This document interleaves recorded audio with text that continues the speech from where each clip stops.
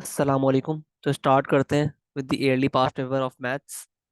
और आज हम करेंगे मई जून 21 पेपर 2 वेरिएंट 1। सही है। O levels. ठीक है। तो स्टार्ट करते हैं। कह रहा है in 2019 Nicole's annual income was $22,000। ठीक है। She spend 7,200 on accommodation in 2019। ठीक है। Calculate the percentage of our income she spent on accommodation. तो इतनी उसने डॉलर्स स्पेंड किए अकोमोडेशन पे। तो कह रहा है भाई कि बताएं कि ये कितना परसेंट है ऑफ हर टोटल इनकम। ठीक है। तो हम क्या करेंगे, 7,200 जो उसने स्पेंड किए upon the total income 22,000 multiply by 100। ठीक है। तो कर लेते हैं 7,200 अपॉन 22,000 मल्टीप्लाई बाय 100। तो आपका आंसर आ रहा है 360 अपॉन 11, मतलब 32.7%। ठीक है। तो ये जो उसकी तो उसने स्पेंड किया है ना अकोमोडेशन पे, ये 32.7% है of the total income, of her income. ठीक है। पार्ट बी में क्या बोल रहा है, her annual income of 22,000 increased by 4% in 2020। ठीक है। Calculate her total income in 2020। ठीक है। तो ये बेसिकली क्या हुआ है, परसेंटेज चेंज हुआ है ना। ये क्या हुआ है आपके पास, परसेंटेज चेंज हुआ है। ठीक है। तो आपको पता है भाई फॉर्मूला क्या होता है परसेंटेज चेंज का, new minus old upon old multiply by 100। ठीक है। तो न्यू सैलरी क्या होगी, वी डोंट नो। ठीक है। मतलब न्यू सैलरी कौन सी, इस ईयर में पता नहीं है हमें, एक्स ले लो। ओल्ड सैलरी के ओल्ड इनकम क्या है, 22,000। ठीक है। और परसेंटेज चेंज क्या है, 4%। ठीक है। तो आपको एक्स निकालना है, तो सॉल्व कर देंगे फॉर एक्स। तो 4 इंटू 22,000 क्या हो गया ये, 88,000 is equal to X minus 22,000 multiply by 100। 100 को उधर भेज दो, तो ये क्या हो गया, 88,880 is equal to X minus 22,000। ठीक है। तो एक्स बराबर हो गया 880 प्लस 22,000 के, जो कि आ रहा है 22,880। तो ये बेसिकली उसकी इनकम है इन द ईयर 2020। ठीक है। आई होप क्लियर है। तो आगे बढ़ते हैं। क्या बोल रहा है पार्ट सी में, Nicole invest $2,000 in account, the account pays compound interest at a rate of K% per year. सही है। At the end of the first year the money in the account is 2036। ठीक है। Show that K is equal to 1.8। तो आपको पता है भाई formula क्या होता है कंपाउंड इंटरेस्ट का, कि amount received is equal to principal amount bracket 1 plus R upon 100 the whole thing power to n। ठीक है। where n is the number of years। ठीक है। तो यहाँ पे अमाउंट रिसीव्ड क्या है at the end of the first year, वो है 2036। प्रिंसिपल अमाउंट क्या है जो इन्वेस्ट किए, $2,000। और 1 R क्या है, K% पर ईयर, तो K अपॉन 100। और n क्या है, क्योंकि बात कर रहा है फर्स्ट ईयर की, तो n हो गया 1। ठीक है। इसको आप सॉल्व करें तो आपके पास जो आंसर आएगा ना, वो देख लेते हैं। तो ये आ रहा है 2036 upon 2000 is equal to 1 plus K upon 100।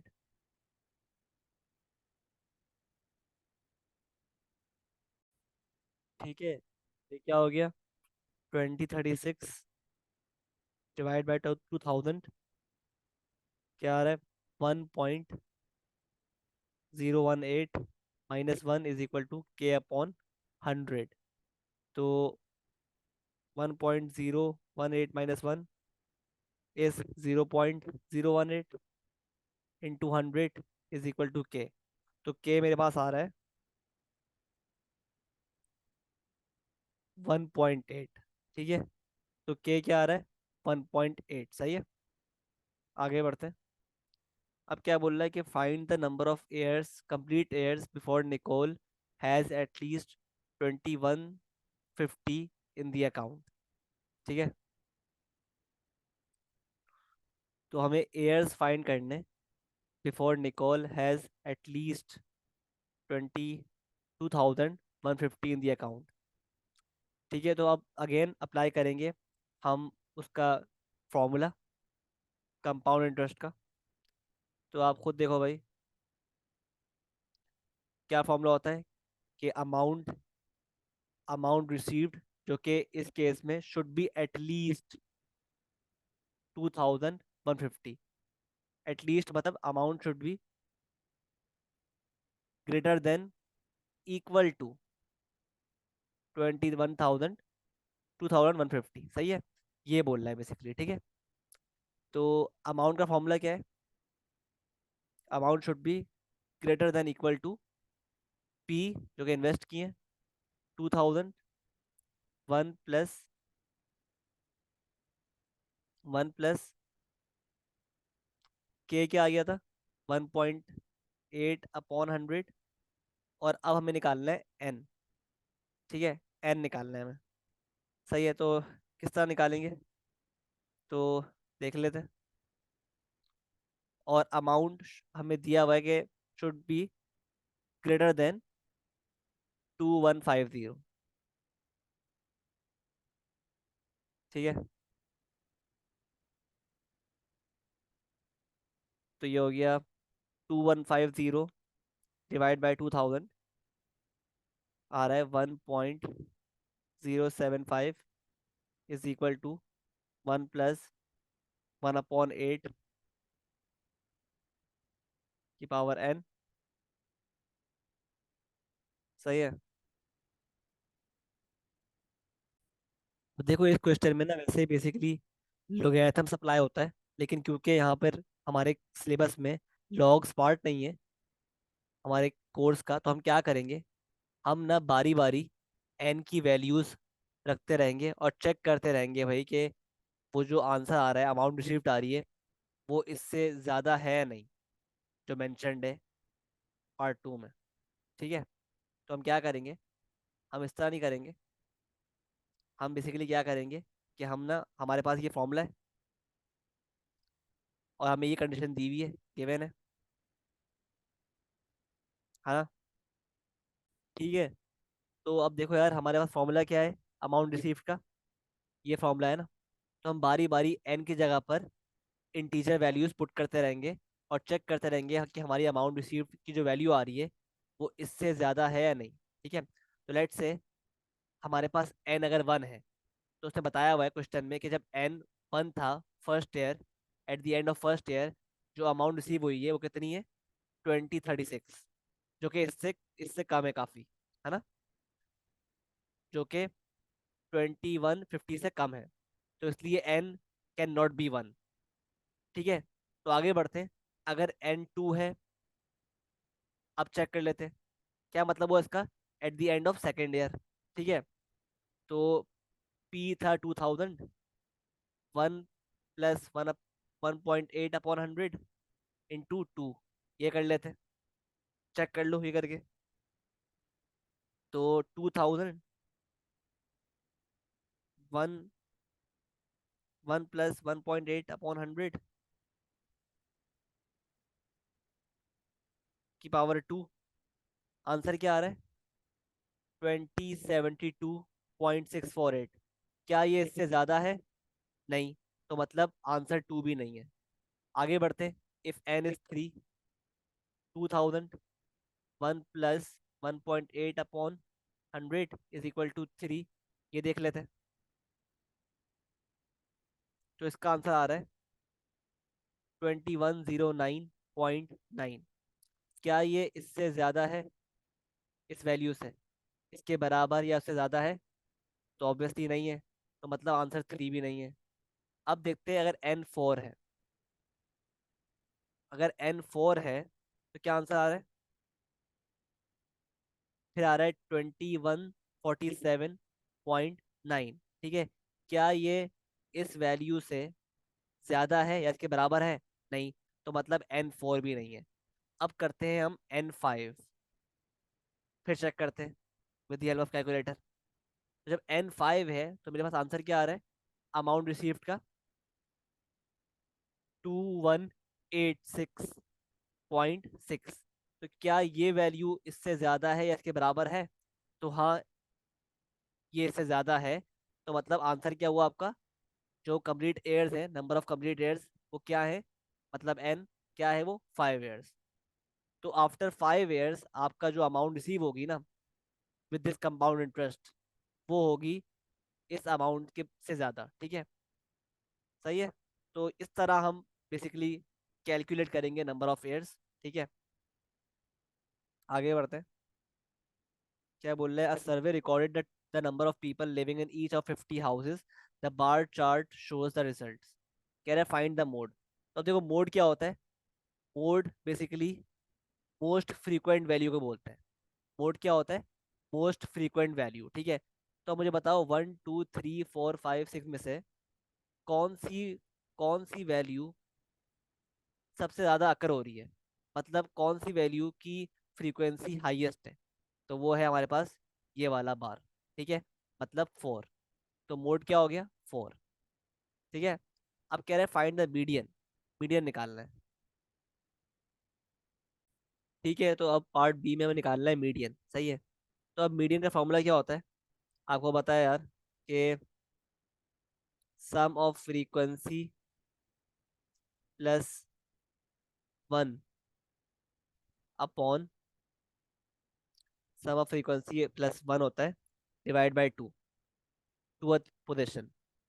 ठीक है, तो अगर बताओ मेरे पास सम ऑफ फ्रीक्वेंसी क्या है? 50। ठीक है, दिया हुआ है हमें।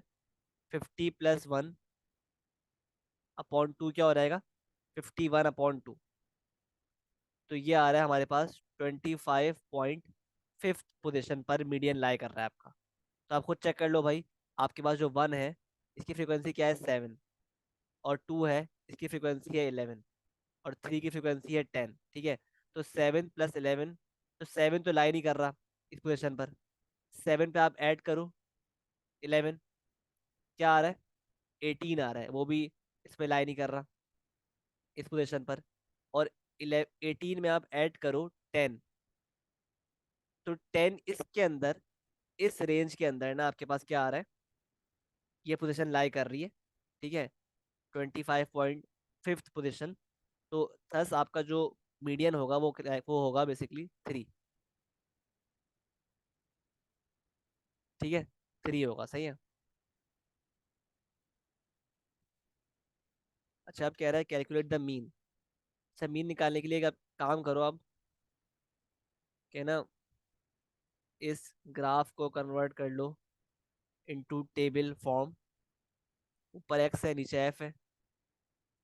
तो एक्स जो है 1 है, इसकी फ्रीक्वेंसी क्या है? 7। X2 है, फ्रीक्वेंसी क्या है?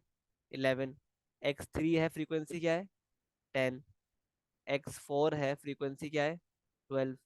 और X5 है, फ्रीक्वेंसी क्या है? 6। X6 है, फ्रीक्वेंसी क्या है? 4। ठीक है, अब अप्लाई कर दो formula to find the mean, जो कि है sum of f × x upon sum of f। तो ये निकालने के लिए आप क्या करोगे?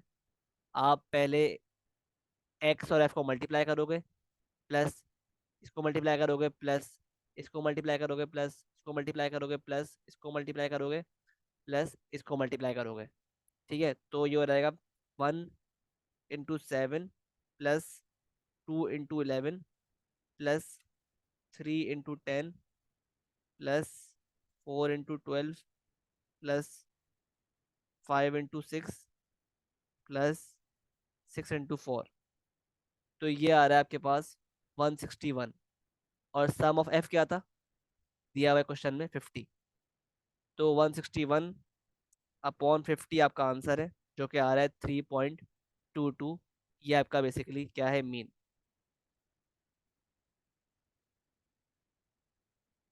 ठीक है। अब पार्ट डी में क्या बोल रहा है कि one of these houses is chosen at random, find the probability that exactly 3 people live there. Exactly कह रहा है 3 people लिव देयर। ठीक है, तो हम टेबल देख लेते हैं अपना। ठीक है, तो अब मुझे बताओ, जो 3 people रह रहे हैं वो इसकी बात कर रहा है। तो जो 3 people रह रहे हैं वो कितने हाउसेस में रह रहे हैं, वो 10 हाउसेस में रह रहे हैं आउट ऑफ 50। ठीक है, तो वही कह रहा है कि one of these houses is chosen at random, find the probability that exactly 3 people live there. तो ये क्या हो जाएगा, 10 अपॉन द टोटल आउटकम 50, 10/50। ठीक है, जो कि आ रहा है 1/5। ये आपकी आ गई प्रोबेबिलिटी। सही है। अब बोल रहा है कि पार्ट ई में 2 houses are chosen at random from these 50 houses, find the probability that only one of these 2 houses has exactly 5 people living there।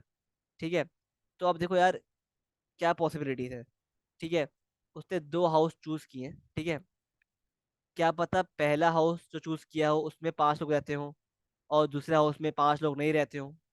क्या पता पहले हाउस में 5 लोग नहीं रहते हो और दूसरे हाउस में 5 लोग रहते हो। ठीक है, तो इससे क्या हो जाएगा, लेट से हमारे पास हाउस में 5 लोग रह रहे हैं, उसकी प्रोबेबिलिटी क्या है, प्रोबेबिलिटी ऑफ 5 people लिविंग।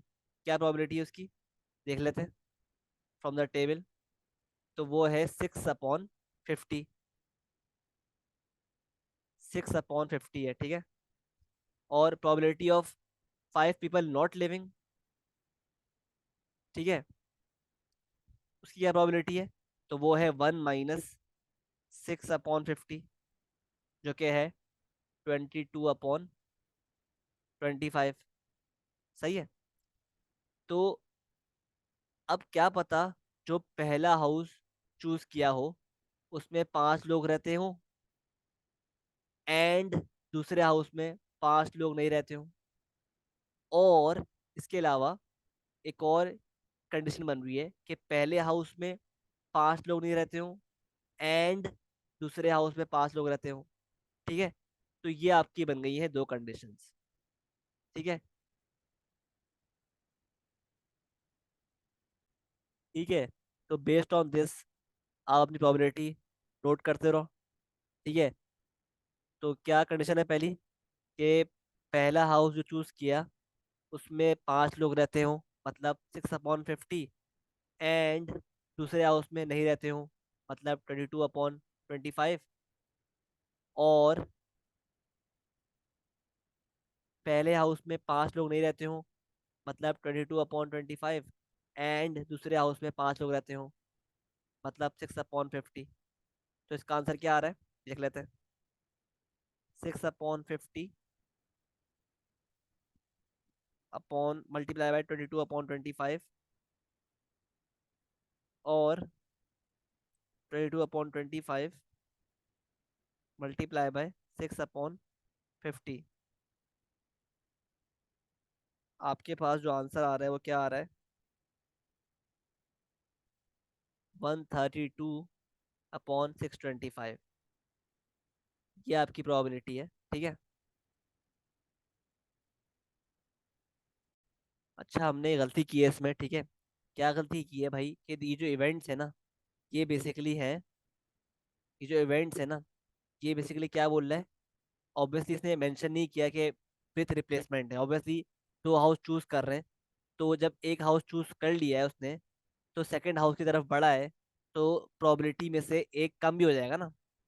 जो टोटल हाउसेस हैं वो एक कम भी हो जाएंगे। ठीक है। तो अगर मेरे पास probability of choosing a house with 5 people 6/50 है, तो probability of not choosing a house with 5 people क्या हो रहेगी? मतलब अगर मैं पहले वो हाउस चूज करता हूँ जिसके अंदर 5 लोग हैं, तो उसकी प्रोबेबिलिटी क्या है? 6/50। उसके बाद मैं एक और हाउस चूज कर रहा हूँ, एक हाउस चूज कर चुका हूँ मैं, है ना? उसके बाद मैं एक और हाउस चूज कर रहा हूँ जिसकी प्रोबेबिलिटी 5 लोग वाली नहीं है, तो ये क्या हो जाएगा? अब मैं चूज कर रहा हूँ बकिया 49 हाउसेस में से, और जो बाकी के जो बाकी की हाउस की प्रोबेबिलिटी बन रही है जिसमें 5 लोग नहीं है, वो क्या होगी? वो है बेसिकली हमारे पास, वो है हमारे पास 50 - 6, जो कि है 44। ठीक है। तो अब मैं बकिया 49 हाउसेस में से चूज करूंगा। ठीक है। और जो हाउसेस जिनकी प्रोबेबिलिटी ये है कि इसमें 5 लोग नहीं रह रहे, वो क्या है? 44/49 होगी, 44/50 नहीं होगी, क्योंकि एक हाउस चूज कर चुका हूँ मैं। ठीक है। सिमिलरली, अगर मैं पहले वो हाउस चूज करता हूँ जिसमें 5 लोग नहीं है, तो उसकी प्रोबेबिलिटी क्या होगी? 44/50। ठीक है। और उसके बाद में अगर वो हाउस चूज करता हूँ जिसमें 5 लोग हैं, तो उसकी प्रोबेबिलिटी क्या होगी? 6/49, क्योंकि एक हाउस मैं चूज कर चुका हूँ। ठीक है। ये हम गलती कर रहे थे। तो याद रहे, जब क्वेश्चन साइलेंट हो ना, या उसने मेंशन ना किया हो कुछ, तो ऑब्वियसली वो क्या होते हैं? Without replacement events. ठीक है। सही है। तो ये हो गया 6/50 इंटू 44/49 प्लस 44/50 इंटू 6/49। ठीक है। अब आंसर आ रहा है 264/1225। ये आपका करेक्ट आंसर है। ठीक है। आगे बढ़ते हैं। अब क्या बोल रहा है क्वेश्चन 3 में, कि calculate P and Q, P when Q is equal to 15 और आर -4 है। तो बहुत ईजी है ये तो, सिर्फ वैल्यूज पुट करनी है आपको। 3 × 15 + 5/-4 का स्क्वायर। ठीक है। तो क्या आ रहा है? 3 × 15 + 5/-4 का स्क्वायर।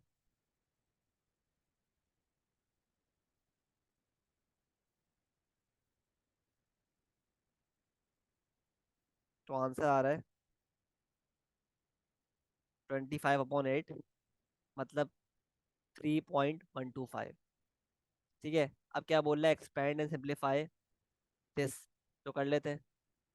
ये हो गया 6x + 3 + 4x -20। ठीक है। तो ये हो गया 10x, और +3 - 20 क्या होता है? -17। तो 10x -17 इज द आंसर। ठीक है। अब क्या बोल रहा है? सॉल्व, सॉल्व करना है। तो 3 - k × 4, तो -k = 4 - 3, जो k है 1। तो k बराबर हो गया -1 के। ठीक है। अब कह रहे हैं फाइंड m, m निकालना है। ठीक है। तो ये सवाल देखो, इसमें क्या बोल रहा है? आपको m फाइंड करना है। तो यहाँ पर आपके पास सेम बेसिस है, और डिवाइड का साइन है, तो ये क्या हो जाएगा? x पावर क्या हो जाएगी? सब्ट्रैक्ट हो जाएगी। ठीक है। = x की पावर -3। x x कैंसिल हो गया। 6 - m = -3।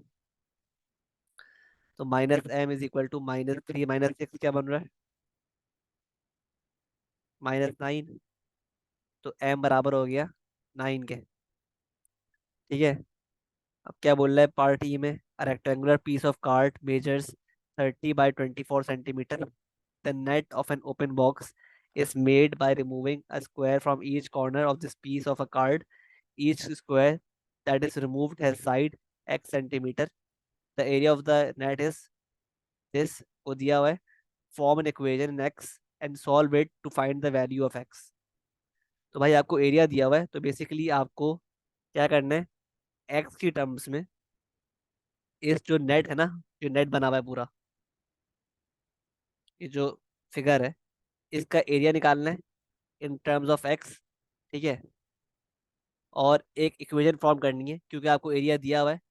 तो आपको आप पहले एक्स की टर्म्स में निकालोगे एरिया, और उसको करवा दोगे, इक्वेट करवा दोगे विथ दिस वैल्यू. ठीक है. तो निकालते हैं. तो मुझे बताओ, ये जो लेंथ है, इसका एरिया क्या हो, इसका लेंथ क्या होगी, इसकी वैल्यू क्या होगी. ऑब्वियसली ये भी एक्स है, तो ये हो जाएगा 30 - 2x. ठीक है. सिमिलरली अगर मैं बात करूं इस लेंथ की, तो ये क्या हो जाएगी, 24 - 2x. ठीक है. तो अब देखो भाई, अगर मुझे इस फिगर की निकालना है एरिया, इस रीजन का निकालना है एरिया, तो किस तरह निकालूंगा मैं. तो मैं किस तरह निकालूंगा, मैं लेंथ को मल्टीप्लाई कर दूंगा by the width. 30 - 2x multiply by x. तो ये क्या बन रहा है, 30x - 2x². ठीक है. और ये जो एरिया है, सेम एरिया इसका भी है, तो इसको मल्टीप्लाई कर दूंगा 2 से.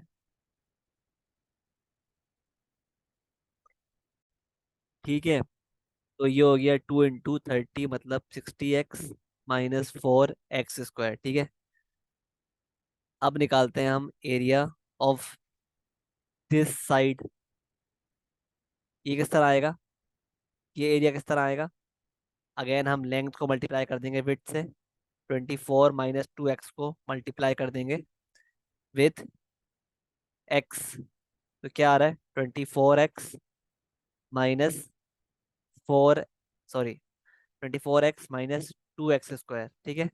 और क्योंकि हमें इसका एरिया और इसका एरिया बराबर है, तो हम इसको मल्टीप्लाई कर देंगे बाय 2.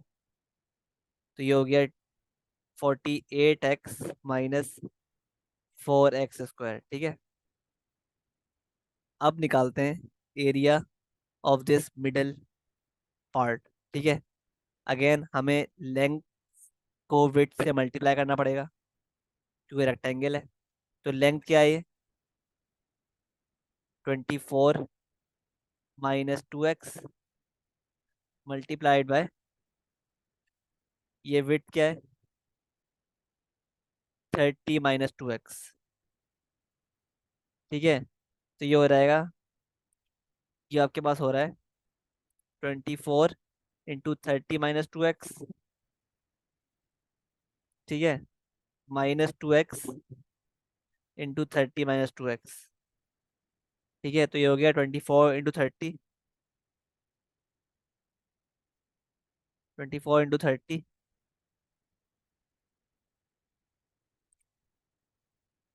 720 हो गया.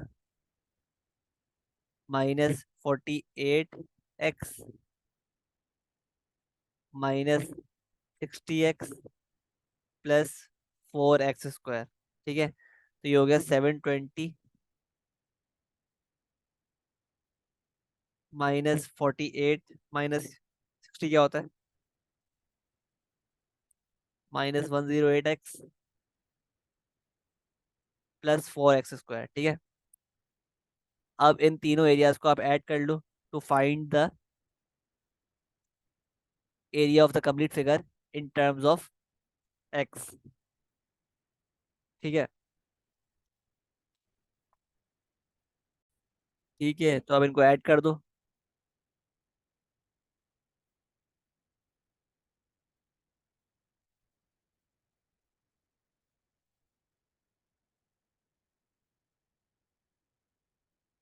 मतलब 60 - 4x² को, 60 - 4x² +48 - 4x².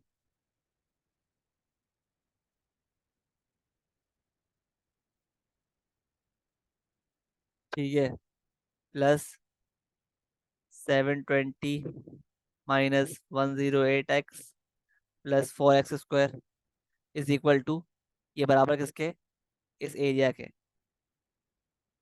ठीक है, तो 60 -4x² plus 48 -4x² plus 720 -108x plus 4x² is equal to 576। ठीक है, तो ये हो गया 60 + 720, 60 + 48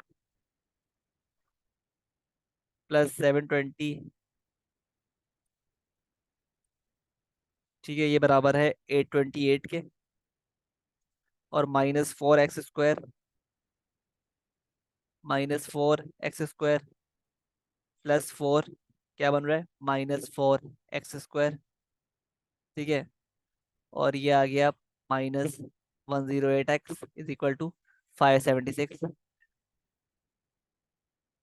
सही है, तो फर्दर ये किस तरह हो जाएगा, 828 -576, ये हो गया 252 -4x² -108x is equal to 0।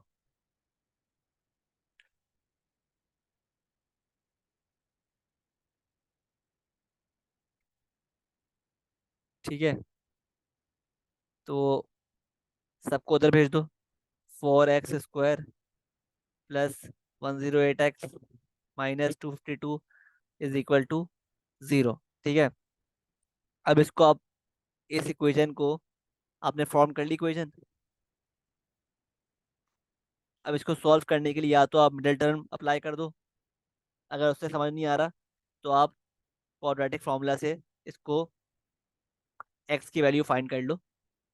ठीक है, मतलब -b plus minus √b² -4ac/2a formula से एक्स की वैल्यू फाइंड कर लो। ठीक है, यहाँ पे ए क्या होगा, 4, बी होगा 108, और सी होगा -252। ठीक है, ये आप खुद कर लेना।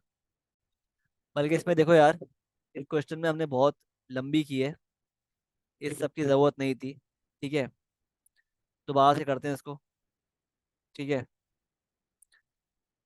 क्योंकि इसमें बहुत लंबी हो गई है ना, मसला ये है, इतने मार्क्स का नहीं है ये जितनी लंबी हमने की है इसमें। ठीक है, तो इसको दोबारा से करते हैं।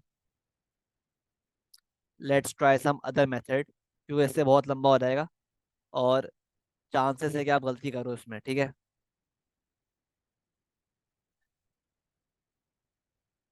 ठीक है, तो let's try some other method.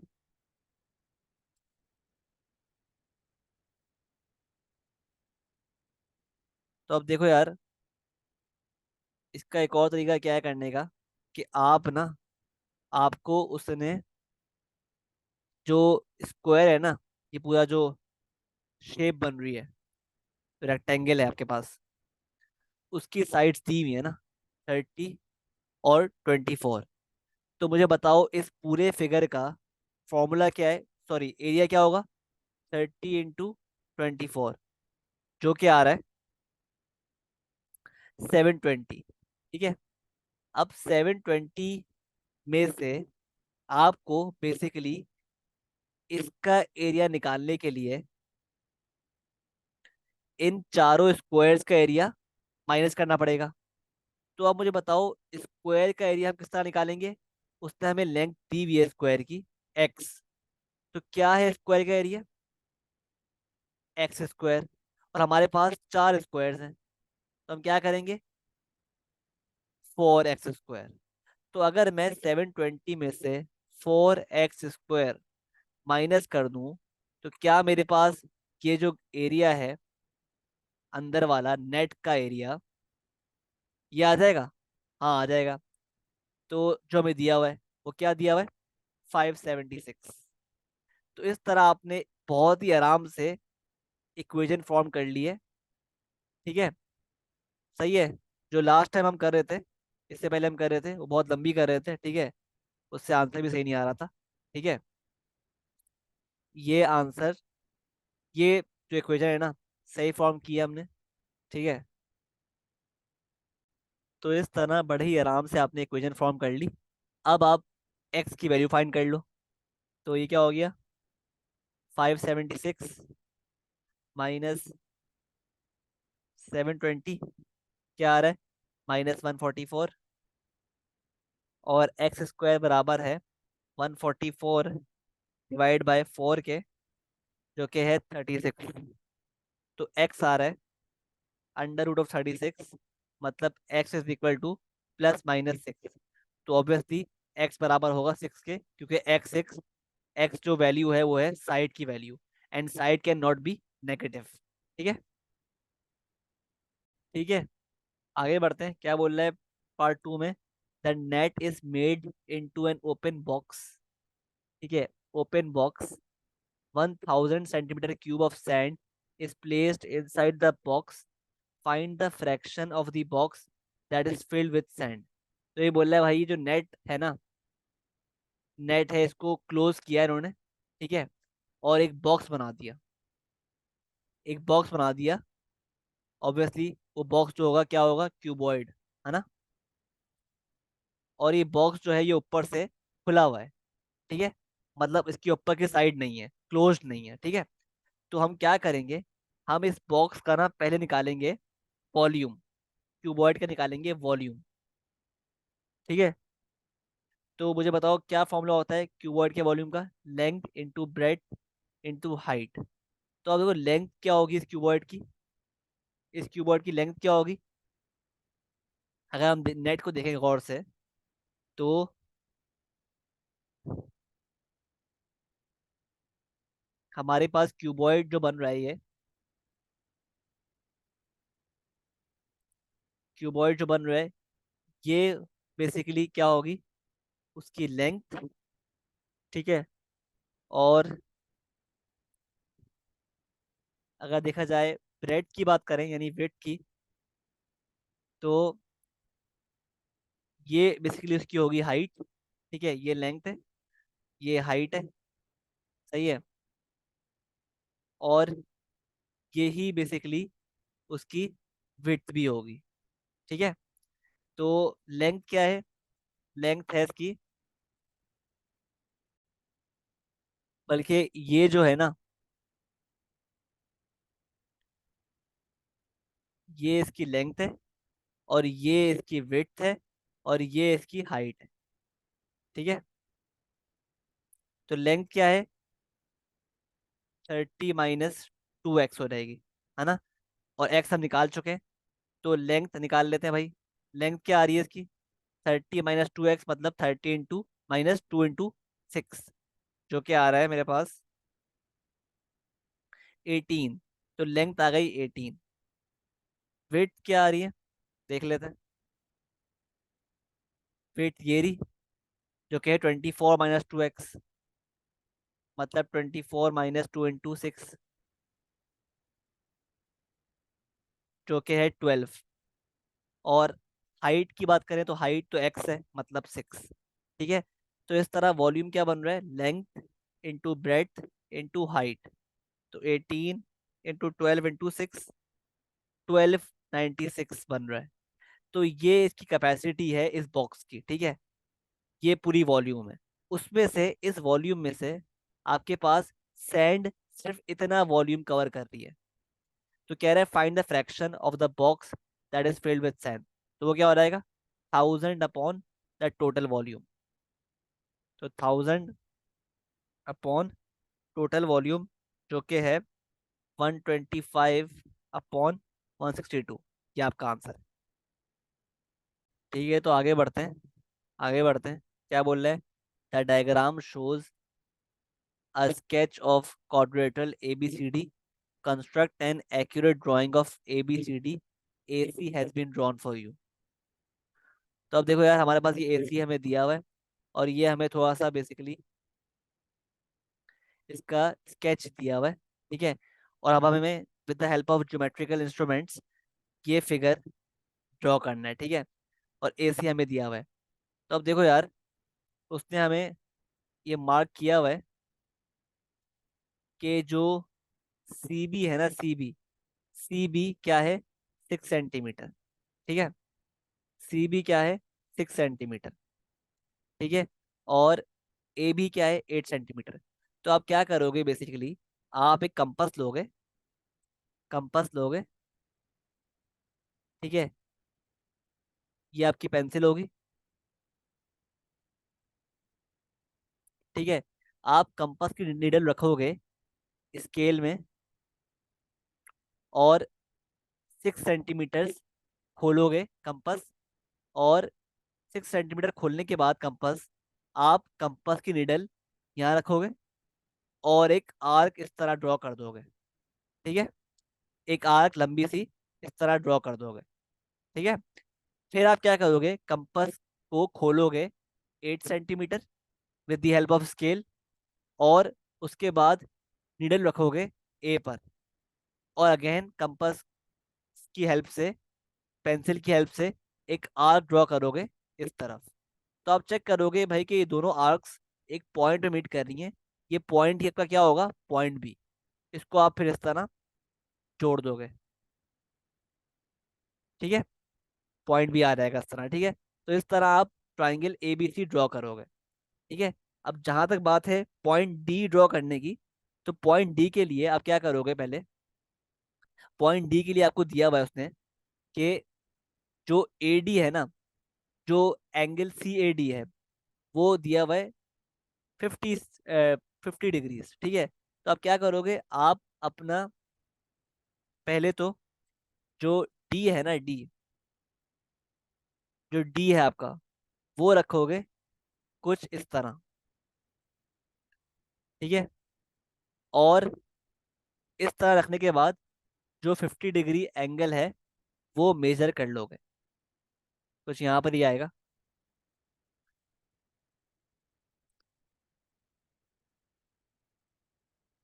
ठीक है। मार्क कर लिया। वंस आपने ये मार्क कर लिया, उसके बाद आप अपना कंपास ना, कंपास खोलोगे 4.5 सेंटीमीटर तक with the help of scale. ठीक है। खोल लिया। अब आप, वंस आपने कंपास खोल लिया, आप क्या करोगे, आप कंपास की निडल रखोगे यहाँ पर, और एक आर्क मार्क कर दोगे इस तरह। ठीक है। और फिर आप स्केल की मदद से इस लाइन को ना, जो आपने ये ड्रॉ किए लाइन, इसको यहाँ तक, इस आर्क तक एक्सटेंड कर दोगे। ठीक है। तो आपके पास ये पॉइंट आ जाएगा, point D. Once point D आ गया, तो आप पॉइंट सी को भी डी से मिला दोगे। ठीक है। कुछ इस तरह with the help of scale.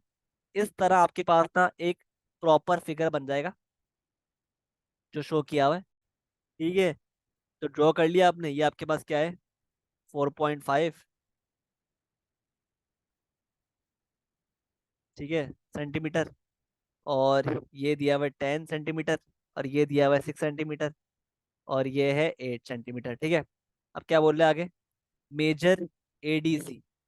तो ऑब्वियसली वंस आपने ड्रॉ कर लिया, तो आप एडीसी जो है ना एंगल, ये आप कर लो मेजर। किस तरह करोगे, आप जो आपका डी है ना, प्रोडक्टर, वो रखोगे इस लाइन पर, और अपना एंगल जो है, ये बन रहा है एंगल, वो मेजर कर लोगे। ठीक है। कितना बन रहा है। ठीक है। यहाँ पे आपका बेसिकली एंगल होगा। ठीक है। ठीक है। आगे बढ़ते हैं। अब क्या बोला है पार्ट 3 में, by taking a suitable measurement from your diagram, find the perimeter of quadrilateral ABCD. अब एबीसीडी जो क्वाड्रेट्रल है, उसका आपको क्या फाइंड करना है, पेरीमीटर। अब देखो पेरीमीटर के लिए आपको, देखो यार, ऑब्वियसली आपको ये लेंथ दी हुई है, ये लेंथ गिवन है, ये लेंथ गिवन है, ये आपको मालूम करनी है। तो आप इसको with the help of scale major करोगे, और इन सब में ऐड कर दोगे। ठीक है। तो आपके पास क्या आ जाएगा, 4.5 प्लस 8 + 6 + x जो होगा आपका होगा perimeter of the quadrilateral ABCD। ठीक है, आई होप सब कुछ क्लियर है। अब देखो भाई पार्ट बी में क्या बोल रहा है। ये डायग्राम बनी हुई है। TW 15 सेंटीमीटर है, WV 10 सेंटीमीटर, RV 8 सेंटीमीटर। क्या बोल रहा है, शो दैट TR इज 19.7, मतलब TR इसकी बात कर रहा है, इस लेंथ की। ठीक है, तो ये निकालने के लिए पहले हमें निकालना पड़ेगा ये लेंथ, जो कि आएगी इस ट्राइंगल से। ठीक है, तो हम इस ट्राइंगल पे अप्लाई करेंगे पाइथागोरस थ्योरम। ठीक है, तो TV² मतलब hypotenuse square is equal to base square plus perpendicular square. तो टीवी क्या हो गया, √15 का स्क्वायर प्लस 10 का स्क्वायर। आंसर क्या आ रहा है, 5√13। ये आ गया टीवी। ठीक है, वंस मेरे पास टीवी आ गया, तो अब हम देखेंगे इस ट्राइंगल को।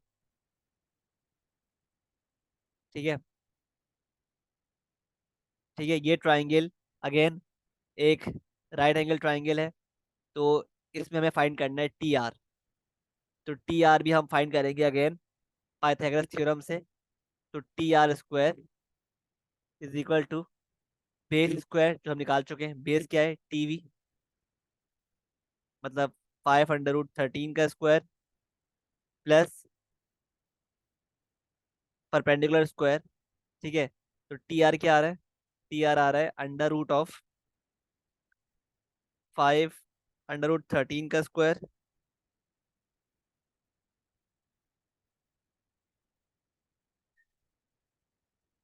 प्लस 8 का स्क्वायर।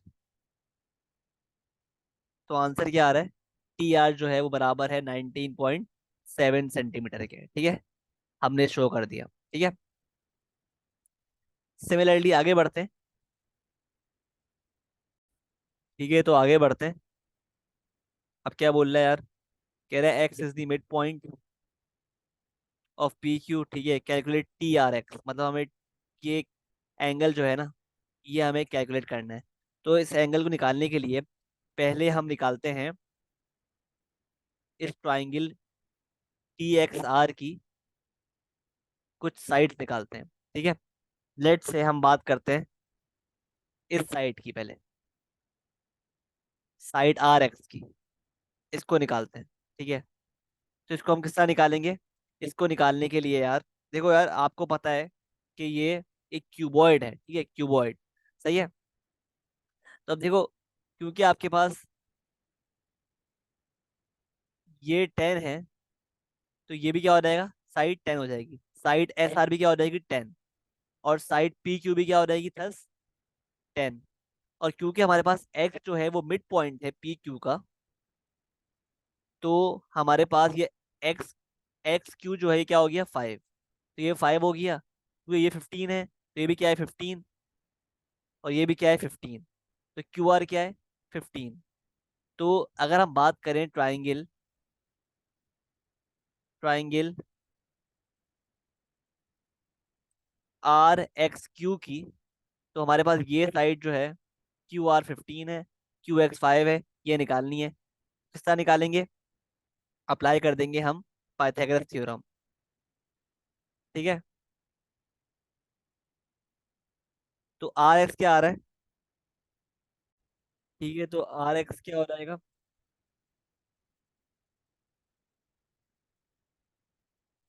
तो आपके पास RX जो है ना वो आ रहा है 5√10। ठीक है, ये RX आ गया, सही है। अब हम एक और काम करते हैं कि हम निकालते हैं TX। ठीक है, बस हमारे पास RX आ गया।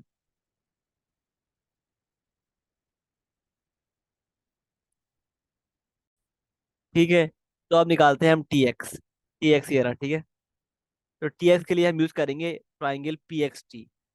ठीक है, ट्राइंगल PXT यूज करेंगे। ठीक है, ये P है, X और T। ठीक है, तो हमारे पास पी टी क्या है, क्योंकि आर वी 8 है तो पी टी भी क्या हो जाएगा 8, और पी एक्स भी क्या हो जाएगा 5। ठीक है, और हमें टी एक्स निकालना है। तो अगेन हम अप्लाई कर देंगे पाइथागोरस थ्योरम। ठीक है, तो ये जाएगा Y is equal to under root of 8 square plus 5 square. तो क्या आ रहा है T X, under root of 8 square plus 5 square, ये आ रहा है अंडर रूट ऑफ 89। ठीक है, अब देखो वंस हमारे पास, वंस हमारे पास, ठीक है, तो वंस हमारे पास इस ट्राइंगल का, इस ट्राइंगल टी आर एक्स का, के दो साइड्स आ गए, टी एक्स और आर एक्स, और हमें ये एंगल निकालना है। ठीक है, तो now we can apply cosine rule, क्योंकि हमारे पास खुद देखो ये ट्राइंगल है। ठीक है, ट्राइंगल टी आर एक्स, तो हमें ये एंगल निकालना है। और आर एक्स आ गया हमारे पास 5 अंडर रूट 10, और टी एक्स आ गया अंडर रूट 89। तो now I can easily apply, क्योंकि ये हमारे पास एक राइट एंगल ट्राइंगल नहीं है, नहीं बन रहा, so we can easily apply cosine rule, जो कि है हमें क्योंकि ये एंगल फाइंड करना है ना। तो ये हो जाएगा, क्या हो जाएगा बेसिकली, फॉर्मूला क्या होता है कोसाइन रूल का,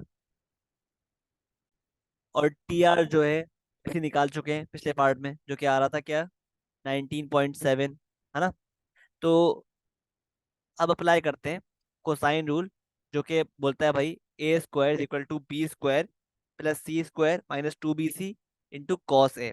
ठीक है, तो ए स्क्वायर क्या हो जाएगा यहाँ पर, ये ए स्क्वायर बी स्क्वायर सी स्क्वायर साइड्स को रेफर कर रहा है। ठीक है, तो ये हो गया ए स्क्वायर, ये हो गया is equal to B square plus C square minus 2bc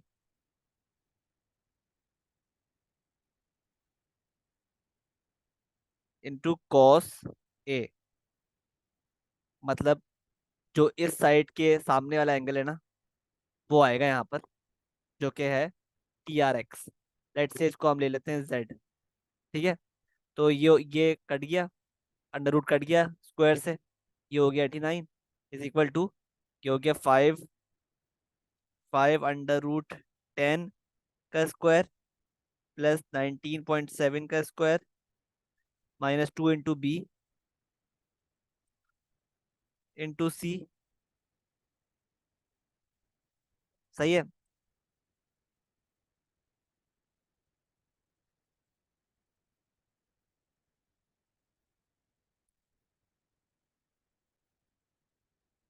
ये आ रहा है 638.09 minus 2 into 5 under root 10 into 19.7, क्या आ रहा है -622.97 कॉस जेड। ठीक है, तो ये आ रहा है फर्दर 89 माइनस कर देते हैं 638.09 -549.09 is equal to -62.97 cos Z. ठीक है, तो ये क्या हो गया -549.09 इज इक्वल टू बराबर है -622.97 इंटू कॉस जेड। ठीक है, तो -549.09 डिवाइड बाय -622.97 क्या होता है, ये आ रहा है cos Z is equal to 0.881। तो जेड जो एंगल रिक्वायर्ड है हमें, वो क्या हो जाएगा कॉस इनवर्स 0.881, जो कि बन रहा है 28.2 डिग्री। ये आपका आंसर हो गया, सही है। ठीक है, तो आगे बढ़ते हैं। अब क्या बोल रहा है क्वेश्चन 5 में, shade the subset A A not A complement intersection B intersection C. तो पहले हम एक काम करते हैं, हम शेड करते हैं बी इंटरसेक्शन सी को। तो हमारे पास ये रहा बी, और ये रहा सी। कौन सा रीजन इन दोनों के दरमियान कॉमन है? तो वो ऑब्वियसली ये वाला है। वो रीजन कौन सा है? वो हो गया हमारे पास ये रीजन।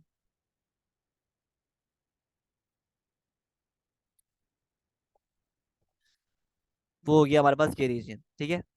तो अब क्या बोल रहा है कि A complement intersection B union C, B intersection C.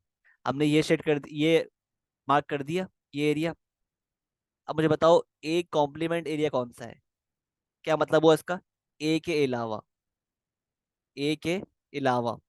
तो ये ए है, ए के अलावा कौन सी जगह है हमारे पास? ये है और ये है, ठीक है। और बाहर भी है ऑब्वियसली, ठीक है। तो अब मुझे बताओ ए कॉम्प्लीमेंट में और बे बी इंटरसेक्शन सी में क्या चीज कॉमन है, क्या एरिया कॉमन है? तो वो ऑब्वियसली हमारे पास आ रहा है। वो क्या आ रहा है? ऑब्वियसली, ऑब्वियसली ए कॉम्प्लीमेंट की बात कर रहा है ना, तो ए कॉम्प्लीमेंट में ये भी आएगा एरिया, ठीक है। तो मुझे बताओ क्या चीज कॉमन है ए कॉम्प्लीमेंट में और बी इंटरसेक्शन सी में? तो ऑब्वियसली वो रीजन है ये वाला।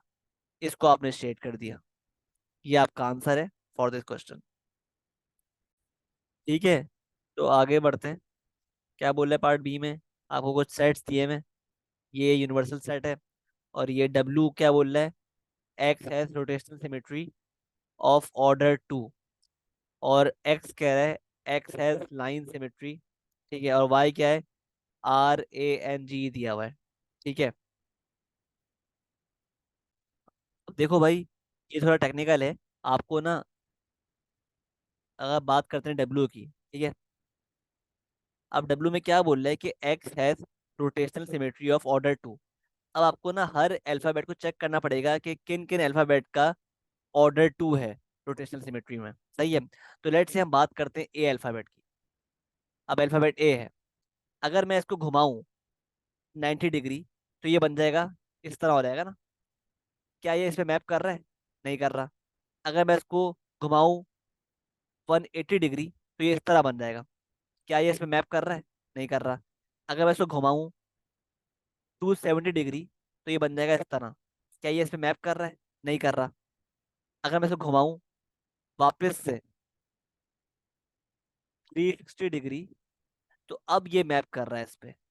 तो इसका मतलब क्या हुआ कि जो ए अल्फाबेट है ना, उसका जो ऑर्डर है ना, वो क्या है? वन है। वो टू नहीं है, वन है। तो हम इसमें ए को शामिल नहीं करेंगे, ठीक है। इस तरह आपको बेसिकली हर अल्फाबेट को चेक करना पड़ेगा बकायदा कि क्या उसका ऑर्डर टू है या नहीं है, ठीक है। तो इस लिहाज से हमारे पास कुछ अल्फाबेट्स हैं। ऑब्वियसली सी, सी का भी ऑर्डर जो है, अगर आप देखो, तो सी का भी ऑर्डर टू नहीं होगा, ठीक है। सही है, सी का भी ऑर्डर नहीं होगा। ई की बात करें तो ई का भी ऑर्डर, अगर घुमाएं इसको विद इन 360 डिग्री, तो ये भी क्या कहते हैं, इसका भी ऑर्डर टू नहीं आ रहा कहीं से, ठीक है। और अगर बात करें हम जी की, तो जी का भी ऑर्डर टू नहीं आ रहा। लेकिन अगर हम बात करें एच की, अगर हम एच की बात करें, तो अगर एच को घुमाते हो आप 90 डिग्री, तो ये इस तरह बन जाएगा ना। अभी मैप नहीं कर रहा, ठीक है। अगर आप एच को घुमाते हो 180 डिग्री, तो ये इस तरह बन जाएगा दोबारा से। तो आप चेक कर रहे हो, ये अब अपने आप को मैप कर रहा है ओरिजिनल पोजीशन पर। तो इसका मतलब क्या हुआ कि एच का ऑर्डर यहाँ पे वन आ गया।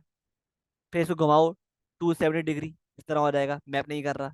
फिर दोबारा घुमाओ इसको 360 डिग्री, तो ये अगेन अपने आप पे मैप कर रहा है। तो जब भी हम बोलेंगे कि एच जो है ना, इसका ऑर्डर जो है वो टू है, तभी हम इस सेट में डब्ल्यू में एच को शामिल कर लेंगे, ठीक है। लाइक वाइज जे की बात करते हैं, तो जे, आप देखो भाई, जे मैप नहीं कर रहा। जे मैप नहीं कर रहा अपने आप को। ठीक है। एन कर रहा है मैप। एन को अगर इस तरह घुमा, एन ये रहा, इस तरह घुमाऊं, नहीं हो गया।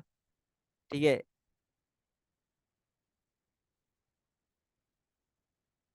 अभी मैप नहीं कर रहा। तो एन भी, एन का भी ऑर्डर टू नहीं है।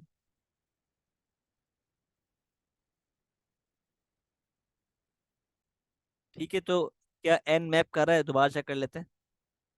अगर मैं एन को घुमाऊं 90 डिग्री, तो एन बन जाएगा कुछ इस तरह। अगर मैं एन को घुमाऊं 180 डिग्री, तो एन दोबारा इस तरह बन रहा है ना। तो अपने आप को मैप कर रहा है एन, ठीक है, एक बार। ठीक है। और अगर घुमाऊं एन को 270 डिग्री, तो अगेन इस तरह बन रहा है। और अगर एन को दोबारा घुमाऊं 360 डिग्री, तो अगेन एन इस तरह बन रहा है। अगेन अपने आप को मैप कर रहा है। तो अगेन आपके पास एन का भी ऑर्डर टू है। ठीक है। तो एन भी शामिल हो गया इसमें। ठीक है। एन भी इसमें इंक्लूड है डब्लू सेट में। ठीक है। फिर आगे बढ़ते हैं। आर की बात करते हैं, आर नहीं कर रहा। टी, टी नहीं कर रहा। जेड की बात करें तो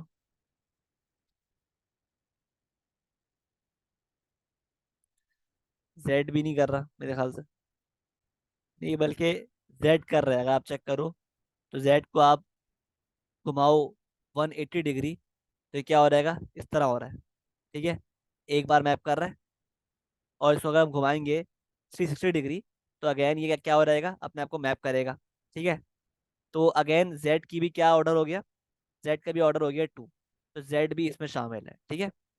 तो इस तरह हमारे पास जो डब्लू का सेट है ना, वो हमने निकाल लिए एलिमेंट्स कि क्या क्या एलिमेंट्स आ रहे हैं डब्लू में।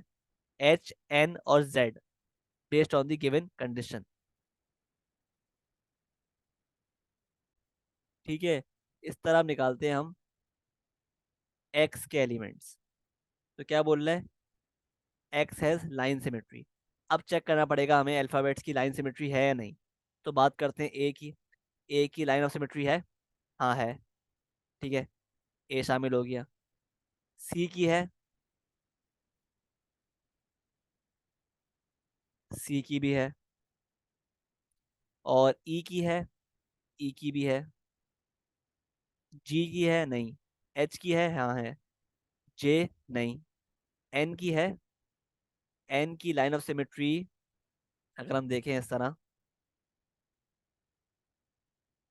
तो एन की लाइन ऑफ सिमेट्री नहीं है। ठीक है। आर की है, नहीं। टी की, टी की भी है। और जेड की नहीं है। ठीक है। तो ये आपके पास अल्फाबेट्स आ गए, ए सी ई एच टी। ए सी ई एच टी, ये आपके पास वो एलिमेंट, वो अल्फाबेट्स हैं जिनकी लाइन ऑफ सिमेट्री है। ठीक है। और वाई तो दिया हुआ है। अब क्या बोल रहे हैं, कंप्लीट द वेन डायग्राम। अब हमें क्या करना है, इस वेन डायग्राम को फिल करना है विद द रिस्पेक्टेड एलिमेंट्स। ठीक है। तो अगर हम बात करें इन तीनों एलिमेंट्स की, तो मुझे बताओ ऐसा कौन सा एलिमेंट है इन तीनों सेट्स में जो है कॉमन है। मतलब वो डब्ल्यू में भी है, एक्स में भी है और वाई में भी है। तो आर है, आर नहीं है तीनों में। ए है, ए भी नहीं है। एन है, नहीं। जी है, नहीं। ठीक है। तो ऐसा कोई भी एलिमेंट नहीं है जो कि तीनों में कॉमन है। अगर तीनों में कॉमन होता ना, तो उसको हम यहाँ भी लिखते हैं। ठीक है। अच्छा, अब देखते हैं ऐसा कौन सा एलिमेंट है जो कि डब्लू और खाली डब्लू और एक्स में कॉमन है। खाली डब्लू और एक्स में कॉमन है। देख लेते हैं। डब्लू और एक्स में कॉमन है। तो ऐसा एलिमेंट ए नहीं है, सी नहीं, ई नहीं, एच है। ठीक है, एच है। तो एच आ गया यहाँ पर। ठीक है। अब ऐसा कौन सा एलिमेंट है जो सिर्फ और सिर्फ एक्स और वाई में कॉमन है। तो आर है, नहीं। ए है, हाँ ए है। एन है, एन नहीं है। जी नहीं, ई भी नहीं है। सही है। आगे बढ़ते हैं। अब ऐसा कौन सा एलिमेंट है जो डब्लू और वाई में कॉमन है। आर नहीं। ए नहीं, एन, हाँ एन कॉमन है। ठीक है, तो हमने ये निकाल लिए, सही है। अब मुझे बताओ कि डब्लू में कितने एलिमेंट्स बचते हैं। जो बाकी एलिमेंट्स हैं डब्लू के, लिख दो यहाँ पर। एच यहाँ पे आ गया, और एन, और जेड। बाकी एक्स में क्या बचता है, एच यहाँ पे आ गया, और ए यहाँ पे आ गया, और एक्स में बचता है सी, ई, और टी। ठीक है। सिमिलरली वाई की बात करें तो वाई में एन हमने यहाँ पे लिख दिया, ए यहाँ पे लिख दिया, तो क्या बचता है, आर, जी, ई। अब जो बाकी एलिमेंट्स हैं, कौन से एलिमेंट्स हैं, ए इस्तेमाल हो गया, सी इस्तेमाल हो गया, ई इस्तेमाल हो गया, जी हो गया, एच हो गया, जे नहीं हुआ तो जे बाहर आ जाएगा, एन हो गया, एन हो गया, आर हो गया, टी, टी भी हो गया, और जेड नहीं हुआ तो जेड भी बाहर आ जाएगा। ठीक है। इस तरह आपने अपनी वेन डायग्राम कंप्लीट करनी है, सही है। अच्छा, यहाँ पे ई भी तो कॉमन है, ई भी, ई वाई में भी है और ई एक्स में भी है, तो हम क्या करेंगे, ई को भी यहाँ पे लिख देंगे। ई को हम लिखेंगे यहाँ पर। ठीक है, सही है, आगे बढ़ते हैं। क्या बोले, लिट्स the elements of X intersection W union Y का कॉम्प्लीमेंट। ठीक है, तो based on this Venn diagram, तो ये क्या बोल रहा है बेसिकली कि डब्ल्यू यूनियन वाई कॉम्प्लीमेंट मतलब क्या हुआ इसका, W union Y complement, W union Y complement मतलब हुआ डब्ल्यू यूनियन वाई के अलावा। ठीक है, मतलब ये हिस्सा बोल रहा है। ठीक है, डब्ल्यू यूनियन वाई का कॉम्प्लीमेंट ये हिस्सा है पिंक वाला। ठीक है, और बाहर वाला हिस्सा भी है। ठीक है, और कह रहा है X intersection W union Y का कॉम्प्लीमेंट। और एक्स क्या है, एक्स आपके पास है सिर्फ ये पूरा हिस्सा। एक्स आपके पास क्या है, ये पूरा हिस्सा है। तो ऐसे कौन से एलिमेंट्स हैं जो एक्स में और डब्ल्यू यूनियन वाई में कॉमन है, मतलब जो ब्राउन और पिग रीजन में कॉमन है। तो वो हमारे पास रीजन जो है वो है ये वाला, और उसमें आ रहे हैं हमारे पास दो एलिमेंट्स, सी और टी। ये आपका आंसर हो जाएगा फॉर दिस क्वेश्चन। ठीक है, फिर क्या बोल रहा है आपसे,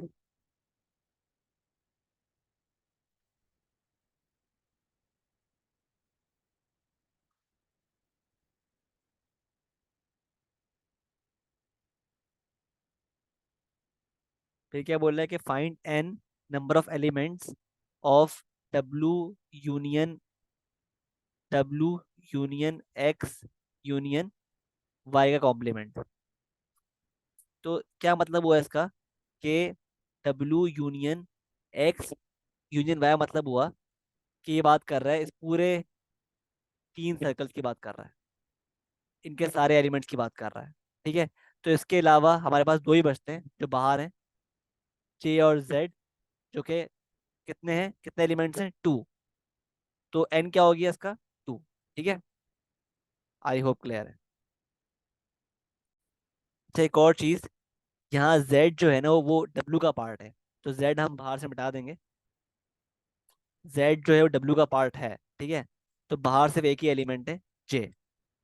तो आंसर क्या हो जाएगा, 1। ठीक है, क्या बोल रहा है, using set notation complete this statement.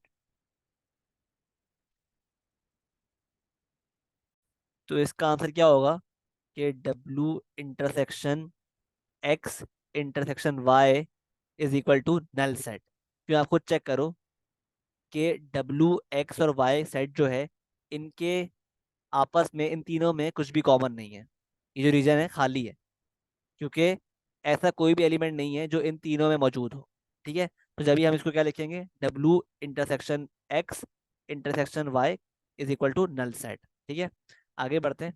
अब क्या बोल रहा है आपसे, ये बोल रहा है कि फंक्शन दिया हुआ है आपको, एफ एक्स और जी एक्स, कह रहे हैं फाइंड जी -1। तो जी के अंदर हम -1 पुट कर देंगे, 12 -3 इंटू -1 अपॉन 5। तो 12 12 - 3 - 1/5 क्या आ रहा है? 3। कह रहा है solve F X is equal to 2। तो एफ एक्स क्या है? 2x + 3 = 2। तो ये हो गया 2 - 3 क्या होता है? -1। तो x बराबर हो गया -1/2 के। ठीक है। अब कह रहे हैं फाइंड जी इनवर्स एक्स। तो जी एक्स क्या है हमारे पास? 12 - 3x/5। तो हम क्या करते हैं, किस तरह इन्वर्स करते हैं हम? Replace G X by Y, make X the subject.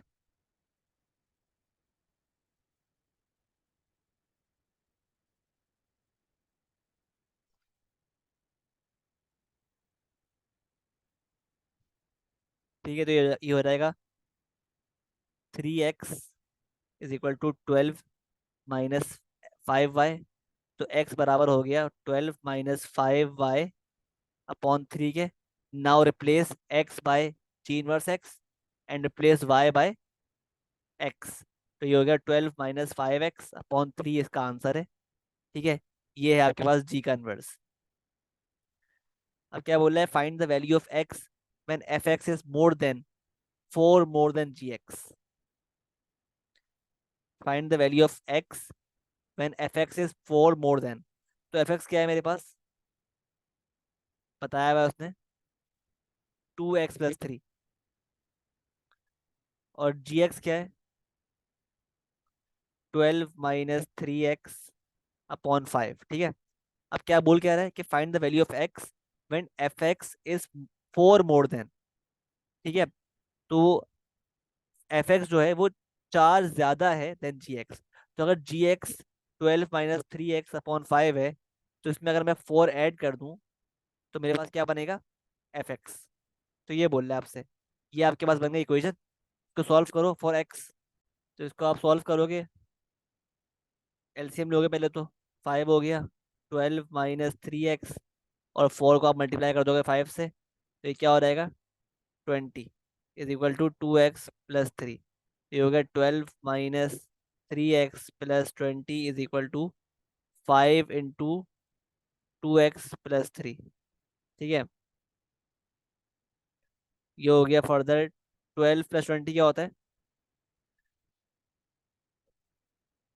32 - 3x = 10x + 15। ठीक है। और ये हो गया 32 - 15 क्या होता है? 17। और 10 + 3 क्या होता है? 13x। तो x बराबर हो गया 17/13 के। ठीक है, आगे बढ़ते हैं। 7 में क्या बोल रहा है कि कुछ इक्वेशंस दी हुई हैं आपको। The diagram below shows sketches of two of these lines, right the correct equation below each diagram. तो आपको बेसिकली मैच करना है ये equations with the correct graph. ठीक है। तो भाई देखो, मैंने आपको बताया था कि अगर आपके पास जो है,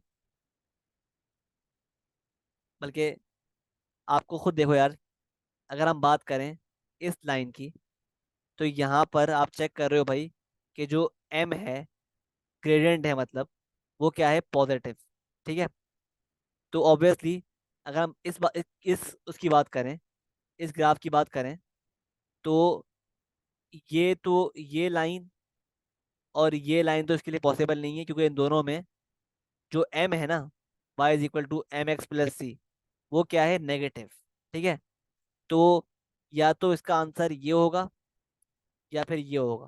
ठीक है, सही है। तो देख लेते हैं।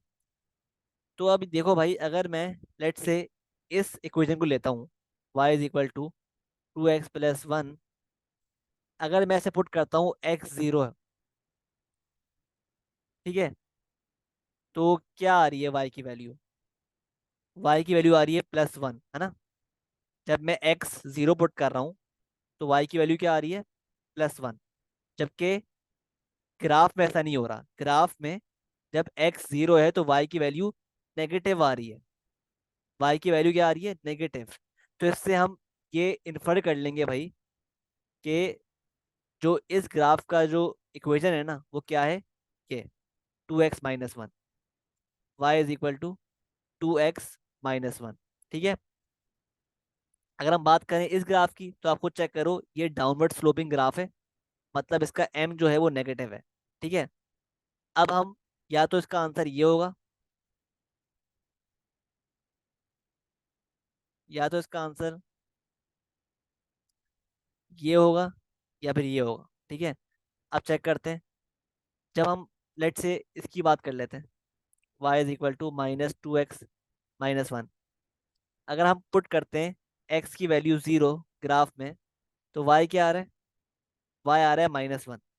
जब x की वैल्यू पुट कर रहे हैं 0, तो y क्या आ रहा है -1, लेकिन ग्राफ में तो x की वैल्यू 0 करने पर y की वैल्यू क्या आ रही है, पॉजिटिव। तो इसका मतलब क्या हुआ कि ये आंसर नहीं है, ये आंसर है, y is equal to -2x+1। ठीक है। आगे बढ़ते हैं। पार्ट बी में कह रहा है the diagram show the sketch of the graph y is equal to x² plus ax+b, find the value of a and the value of b। A और बी की वैल्यू फाइंड करनी है, तो किस तरह करेंगे। तो अब देखो यार, बहुत इजी है। आपको पता है यार, ये जो कर्व है, कर्व का जो सोल्यूशन होता है वो कहाँ पे होता है, जहाँ पे कर्व गुजर रहा है एक्स एक्सिस से। ठीक है। तो इसका मतलब क्या हुआ कि ये जो कर्व है, इसका दो आंसर्स हैं, एक है x+3 और एक है x-2 इज इक्वल टू 0। ठीक है। तो हमें ना बेसिकली रिवर्स में काम करना पड़ेगा। ठीक है। हमें आंसर दिए में, हमें आंसर से हमें आंसर से पहुंचना पड़ेगा इक्वेशन की तरफ। ठीक है। तो हम क्या करेंगे, सिंपली इसको एक्सपेंड कर देंगे। सिंपली इसको हम एक्सपेंड कर देंगे तो ये हो जाएगा x × x-2 +3 × x-2 is equal to 0। सही है। तो ये बन जाएगा x² -2x + 3x - x is equal to 0। और x² -2 + 3 क्या होता है, +x - x is equal to 0। ठीक है। तो आपके पास ये आ गई है वैल्यू। अब कंपेयर कर लो इसको विद दिस इक्वेशन। तो आपके पास जो a की वैल्यू आ रही है बेस्ड ऑन दिस इक्वेशन, वो क्या आ रही है, वो आ रही है आपके पास 1, और b आ रहा है -6। ठीक है। a 1 है और b क्या है, -6। ठीक है। आगे बढ़ते हैं।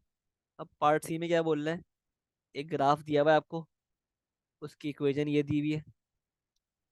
कह रहा है कि x³ -2x² -5x + 6 = k has exactly two solutions. Use the graph to find the possible values of k. ठीक है। अब कह रहा है exactly two solutions है। ठीक है। इसका मतलब क्या हुआ कि हमें ग्राफ पर, ये y है ना, ये बराबर है y के, इज इक्वल टू के। तो हमें ग्राफ पर y इज इक्वल टू के की एक ऐसी लाइन ड्रॉ करनी पड़ेगी जो कि y इज इक्वल टू के की इस तरह लाइन ड्रॉ करनी पड़ेगी कि जो कि इस ग्राफ को दो बार टच करे, दो बार कट करे। ठीक है। इस ग्राफ को दो बार कट करे, जब भी उसके एग्जैक्टली टू सॉल्यूशंस आएंगे। ठीक है। तो obviously y is equal to K का मतलब है कि ये लाइन जो होगी, जो हम बनाएंगे, वो एक क्या होगी, हॉरिजॉन्टल लाइन। तो मुझे बताओ कि यहाँ पर अगर मैं इस ग्राफ पे एक हॉरिजॉन्टल लाइन बनाता हूँ, तो जो वो लाइन इस ग्राफ से दो बार उसको टच करे, कितनी पॉसिबिलिटी है। एक तो ये बन रही है लाइन, एक तो लाइन ये बन रही है। इसमें आप देख रहे हो कि एक बार यहाँ टच कर रहा है, एक बार यहाँ पे टच कर रहा है। ठीक है। तो ये क्या है, 5,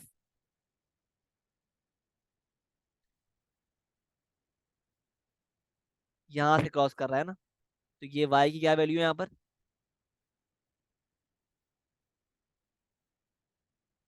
5 6 7 8 8। तो ये हो गया y = 8। ये लाइन क्या है? y = 8। मतलब k क्या हो गया? k की एक वैल्यू तो आ गई 8, सही है। k की वैल्यू आ गई 8। एक और अगर मैं देखूं तो एक और लाइन जो बन रही है वो यहाँ से बन रही है, ये लाइन। यहाँ भी ये लाइन भी ग्राफ को 2 बार टच कर रही है, ठीक है। तो ये क्या है? -4 से पास कर रही है। तो क्या इक्वेशन है इस लाइन की? y = -4। तो इस तरह हमारे पास k की ना दो वैल्यूज आ रही हैं। k बराबर है 8 के और k बराबर है -4 के। तो k बराबर है 8 के और k बराबर है -4 के, ठीक है। आई होप क्लियर है। ठीक है, किस तरह हमने फाइंड किया है k की वैल्यूज, सही है।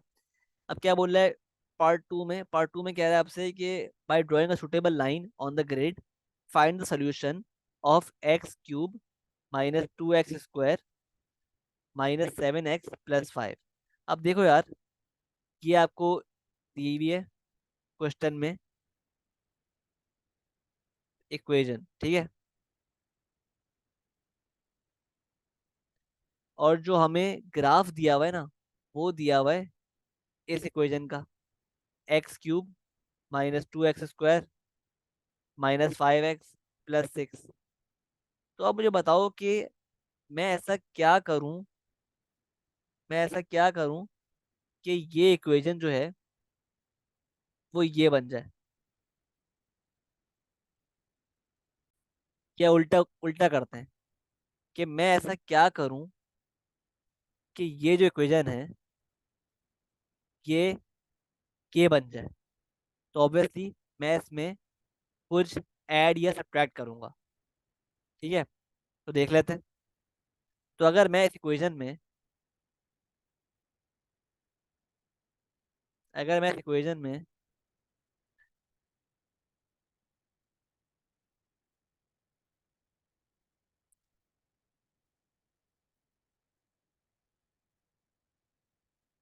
-7x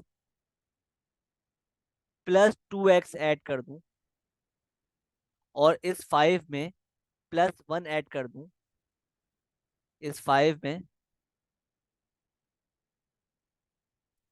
+1 ऐड कर दूं, तो क्या मेरे पास ये इक्वेशन ये बन जाएगी? तो जवाब है हाँ, बन जाएगी। तो इससे ये पता चला कि हमने क्या एडिशन की है। हमने ये दो चीजें ऐड की हैं, ठीक है। तो अगर मैं इनको इधर इन दो चीजों को मैं इस तरफ भेज दूं इक्वल्स टू के, तो क्या बन जाएगा? x³ -2x² -7x + 5 -2x - 1, है ना। ये बन जाएगा। तो इसका मतलब ये हुआ कि इसका मतलब बेसिकली क्या हुआ कि अगर,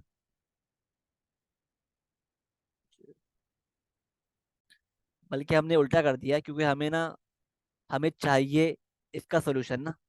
तो हमें क्या करना पड़ेगा? हमारे पास इसका ग्राफ तो है नहीं, ठीक है। तो हम क्या करेंगे बेसिकली,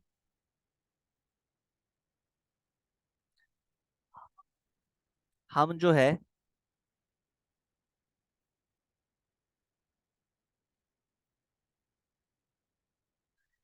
इस इक्वेशन को ना,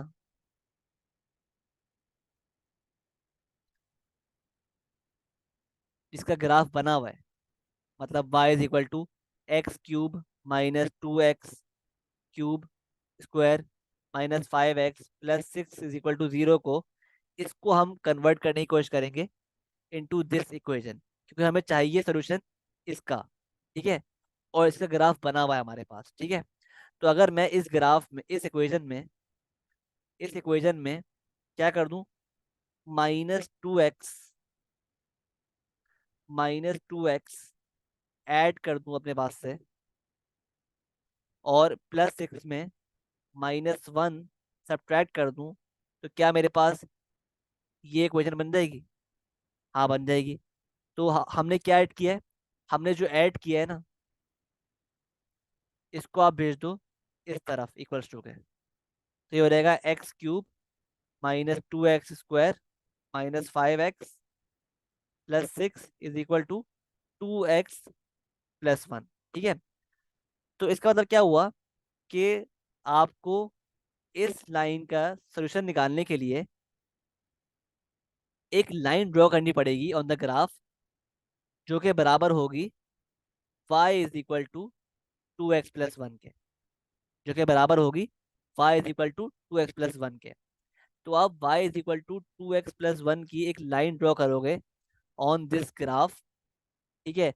और ये लाइन जहां से भी क्रॉस कर रही होगी ना, टच कर रही होगी, इंटरसेक्ट कर रही होगी विद द ग्राफ, वो आपका क्या होगा, solution for the equation given in the question. ठीक है। तो हम ड्रॉ करते हैं ये लाइन। ठीक है। तो पहले हम कुछ वैल्यूज डालते हैं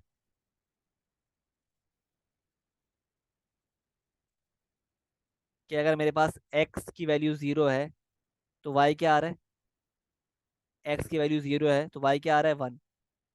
ठीक है। y की वैल्यू 0 है तो x क्या आ रहा है, जब y की वैल्यू 0 है तो x क्या आ रहा है, -1/2, मतलब -0.5। ठीक है। तो इसको प्लॉट कर लेते हैं। जब x 0 है तो y क्या है, 1।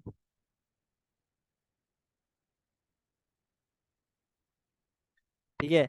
और जब y 0 है तो x क्या है, -0.5।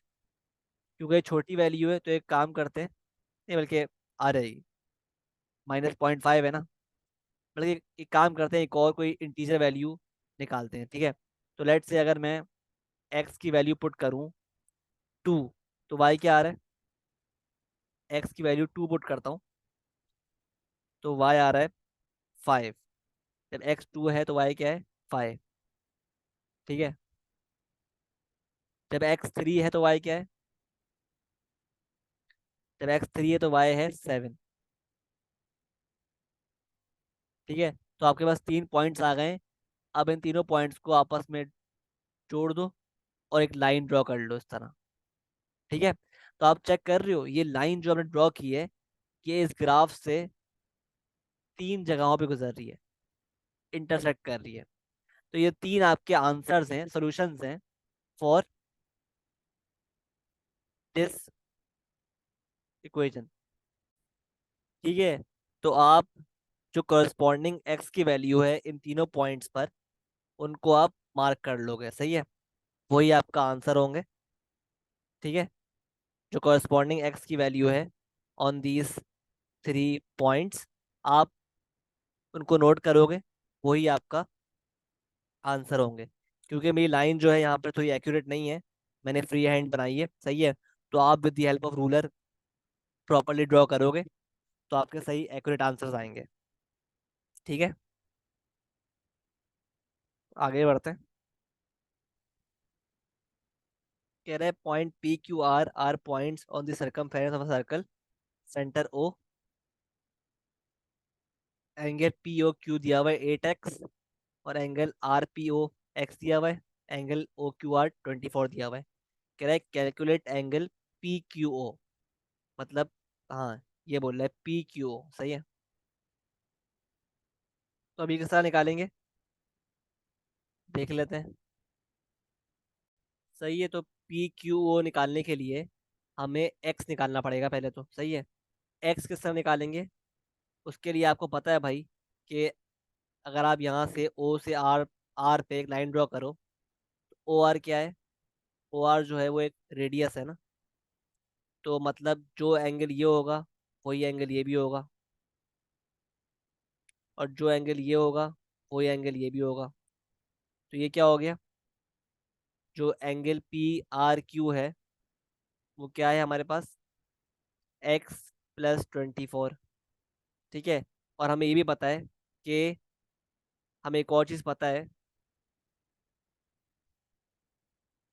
कि angle at centre is twice the angle at circumference. तो अगर एंगल एट सेंटर 8x है तो एंगल एट सर्कमफेरेंस क्या होगा, 4x। ठीक है। तो P P R Q 4x भी है। ठीक है। तो मतलब क्या हुआ कि हम इन दोनों को आपस में क्या कर देंगे, equate. P R Q x plus 24 भी है, और पी आर क्यू 4x भी है। ठीक है, तो ये क्या हो गया, 24 = 3x। और x बराबर है 8 के। वंस मेरे पास x आ गया, अब I can find 8x this angle. ठीक है, तो ये एंगल क्या हो गया, 8 × 8 मतलब 64। 64 आ गया मेरे पास ये।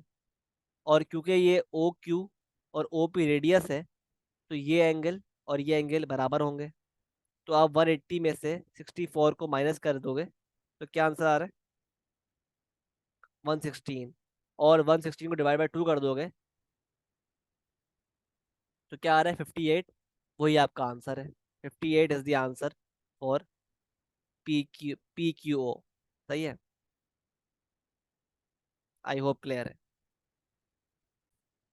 अब ये सवाल देखो, पार्ट 20 का। Triangle K L M is similar to triangle K N J. J K M and N K L are straight lines. K L M is equal to K N J. ठीक है, तो के L M जो angle है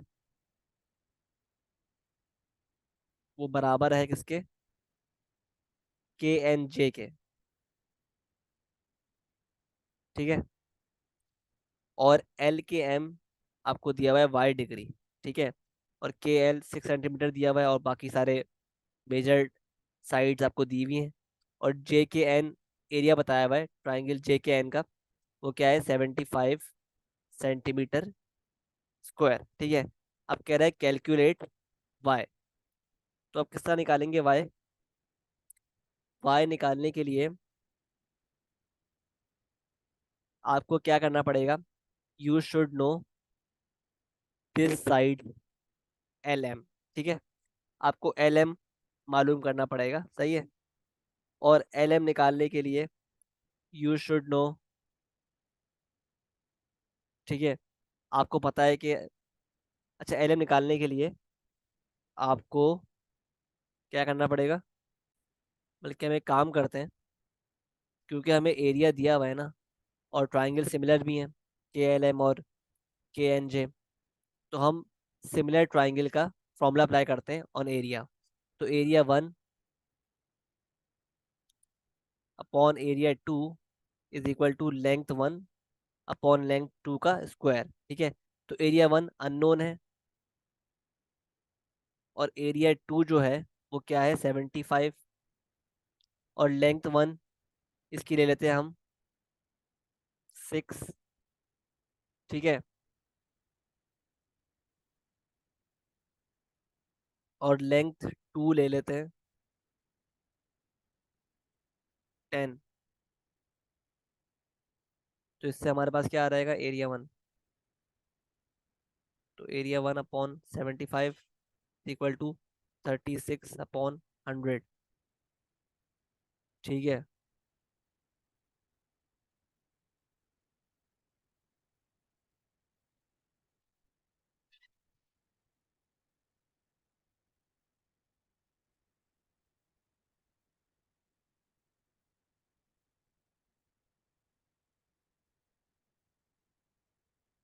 तो area 1 हो गया 27।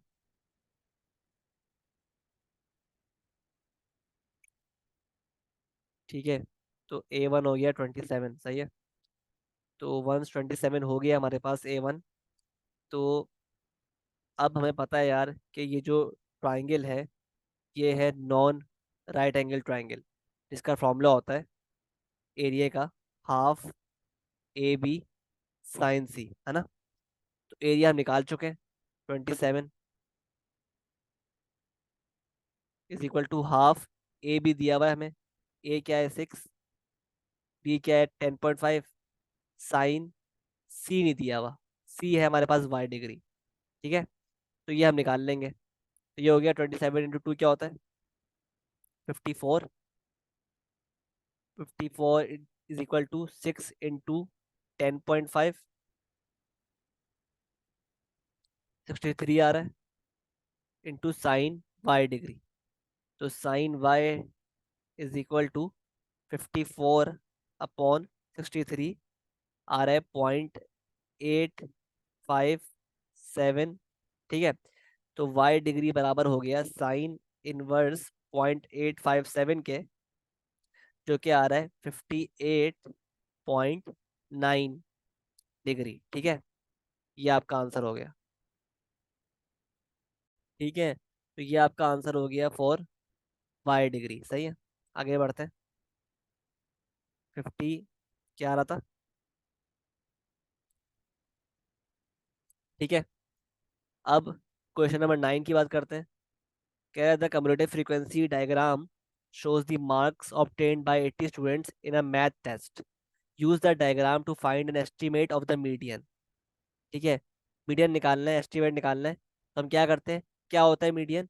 50% of the corresponding value of X. ठीक है, हम क्या करते हैं मीडियन में? 50% ऑफ कम्युलेटिव फ्रीक्वेंसी की जो करस्पॉन्डिंग वैल्यू होती है ऑफ एक्स की, वो होती है हमारे पास मीडियन। इस केस में हमारे पास एक्स नहीं है, इस केस में एम है, हमें एम दिया हुआ है। ठीक है, तो पहले हम क्या करेंगे, पहले हम कम्युलेटिव फ्रीक्वेंसी का निकालेंगे 50%। तो 80 का 50% क्या होगा? वो होगा 40। अब 40 पे जो करस्पॉन्डिंग एक्स की वैल्यू है ना, मतलब एम की वैल्यू इन दिस केस, वो क्या है? वो हमारा होगा मीडियन। तो 42, 44, 46, 48, 48 आपका आंसर है। ठीक है, क्या बोल रहे हैं आगे? 60% of the students passed the test. ठीक है, use the diagram to find the number of marks needed to pass the test. ठीक है, ठीक है, तो इसका मतलब क्या हुआ कि 60% बच्चों ने टेस्ट पास किया है। तो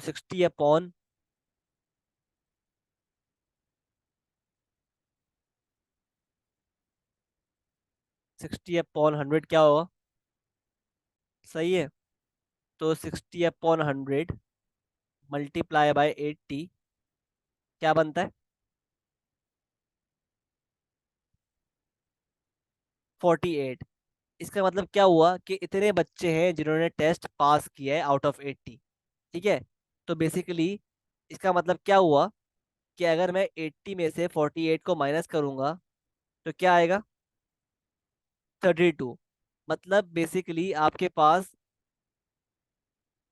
ये फ्रीक्वेंसी है जिससे ऊपर बच्चे पास हो रहे हैं। ये फ्रीक्वेंसी है जिससे ऊपर बच्चे पास हो रहे हैं। तो हम इसकी करस्पॉन्डिंग वैल्यू नहीं निकालेंगे, बल्कि इसकी करस्पॉन्डिंग वैल्यू हम फाइंड करेंगे ऑफ एक्स यानी एम। ठीक है, जो कि हमारी क्या होगी? नंबर ऑफ मार्क्स होंगे required to pass the test. तो 32 कहाँ पे आ रहा है मेरे पास? 32 ये आ रहा है।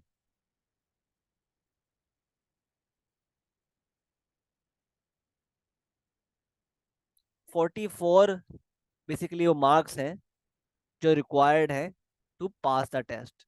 आई होप क्लियर है। सही है, आगे बढ़ते हैं। अब क्या बोल रहा है? Use the information on the diagram, use the information on the diagram complete the frequency table. ठीक है, तो अब क्या बोल रहा है? 0 से लेकर 20 तक फ्रीक्वेंसी क्या है? 8। 20 से लेकर 40 तक क्या फ्रीक्वेंसी है?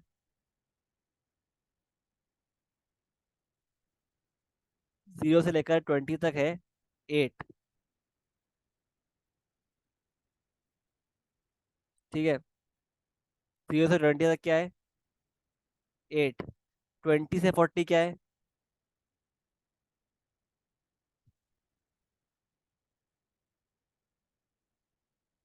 आपके पास 20 से 40 है, ये फ्रीक्वेंसी है 20 से 40 तक। मतलब 22, 24, 26, 26 - 8। ठीक है, 26 - 8 क्या होगा? 18। सिमिलरली 40 से लेकर 60 तक क्या है? फ्रॉम 40 to 60 क्या है फ्रीक्वेंसी हमारी?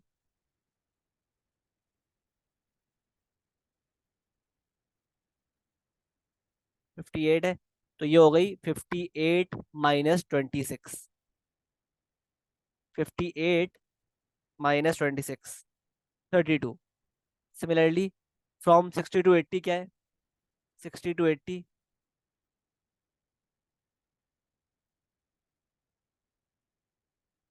74 - 58। 74 - 58 क्या बनती है? 16। फ्रॉम 80 to 100 क्या है?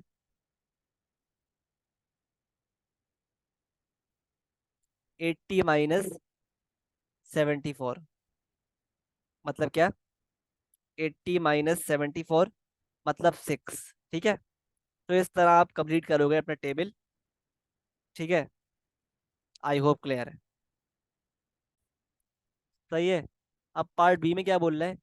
Time taken by the 80 students to complete a science test are shown in the frequency table. Table दिया हुआ है आपको। An estimate for the mean time taken to complete the test is 67.625 minutes. This is calculated using the mid interval value, ठीक है, जिसको हम बोलते हैं मिड वैल्यू एक्स। ठीक है, as an estimate of the time in each interval, calculate the value of P and the value of Q. तो अब देखो यार, ये किस तरह आएगी वैल्यू ऑफ पी और वैल्यू ऑफ क्यू? तो आपको बेसिकली दो इक्वेशंस फॉर्म करनी पड़ेंगी इसके लिए। ठीक है, तो आपको पता है यार, टोटल स्टूडेंट्स कितने? 80। तो क्या मतलब हुआ इसका कि सम ऑफ फ्रीक्वेंसी क्या होगी? सम ऑफ फ्रीक्वेंसी होगी आपके पास 80। तो अगर मैं करूँ 8 + 13 +P +20 +Q, तो ये बराबर किसके होगी? 80 के बराबर होगा। सही है, तो 8 + 13 +20 मतलब 41 + P +Q बराबर होगा 80 के। ठीक है, मतलब P + Q बराबर है 80 - 41 के, यानी 39 के। तो ये आ गई आपकी फर्स्ट इक्वेशन। ठीक है, अब आप क्या करोगे? अब आप निकालोगे मीन। ठीक है, बकायदा, क्योंकि आपको मीन दिया हुआ है। सही है, तो निकाल लेते हैं मीन। अच्छा, मीन निकालने से पहले आप क्या करोगे? मीन निकालने से पहले आप इस टेबल में ना एक और चीज ऐड करोगे, जिसको बोलते हैं हम मिड वैल्यू एक्स। ठीक है, वो किस तरह फाइंड करते हैं? आपको बेसिकली उस रेंज की अपर अपर लिमिट और लोअर लिमिट को का एवरेज लेना है। तो लेट्स से अगर मुझे इसकी फाइंड करनी है मिड वैल्यू एक्स, क्या करूंगा मैं? 40 + 50 /2, 45 आ रहा है। 50 + 60 /2, 55। 60 + 70 /2 क्या बनता है? 65। और 70 + 80 /2, 75। 80 + 90 /2, 85। ठीक है, तो वंस आपके पास एक्स की वैल्यूज आ गई, अब इसको आप भूल जाओ। ठीक है, अब अप्लाई करो फॉर्मूला मीन का, जो कि होता है sum of frequency X upon sum of frequency. ठीक है, तो ये हो जाएगा 45 × 8, 45 × 8 plus 55 × 13 plus 65 × P plus 75 × 20 plus 85 × Q। तो हम कर लेते हैं डायरेक्ट। 45 × 8 प्लस 55 × 13 प्लस 75 × 20 क्या आ रहा है? 2575 आ रहा है। और प्लस करेंगे 65 × P प्लस 85 × Q। ठीक है, अपॉन सम ऑफ फ्रीक्वेंसी क्या है, क्या दी हुई है उसने हमें? 80 दी हुई है। और मीन भी दिया हुआ है 67.625 इज इक्वल टू, इंटू 80 कर दो। Into 80 is equal to 2575 plus 65 P plus 85 Q। ठीक है, तो ये हो गया 80 into 67.625, 5410 is equal to, minus कर दो, 2575 is equal to 65 P plus 85 Q। तो ये हो गया 5410 माइनस 2575, जो आ रहा है 2835 is equal to 65 P plus 85 Q। तो ये आ गई आपके पास सेकेंड इक्वेशन। ठीक है, अब इन दोनों इक्वेशंस को आप साइमल्टेनियसली सॉल्व करो to find P and Q। ठीक है, ठीक है, तो इनको आप सॉल्व कर लेना खुद ही, आपके पास P और Q की वैल्यू आ जाएगी। ठीक है, आई होप क्लियर है। आगे बढ़ते हैं टुवर्ड्स द लास्ट क्वेश्चन। कह रहा है वेक्टर दिया हुआ है आपको ए बी, कह रहा है find the calculate the magnitude of A B. तो बहुत इजी है, अंडर रूट ऑफ -3 का square plus under root plus 5 का स्क्वायर। ठीक है, तो ये आ गया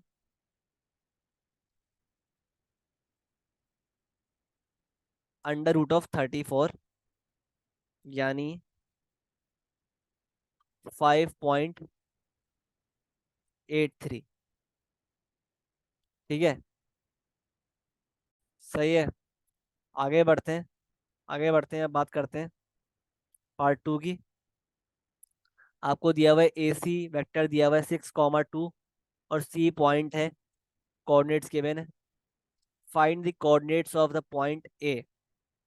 अब देखो क्या मतलब है इस ए सी वेक्टर का, कि हम ए से सी मूव कर रहे हैं, किस तरह, 6 यूनिट्स टू द राइट और 2 यूनिट्स अपवर्ड्स, ये मतलब है। ठीक है, सही है। तो कोऑर्डिनेट्स ऑफ पॉइंट ए निकालने के लिए हम क्या करेंगे, क्या मतलब है इसका पॉइंट ए का, कि वो क्या मांग रहा है आपसे, वो बेसिकली मांग रहा है ओ ए।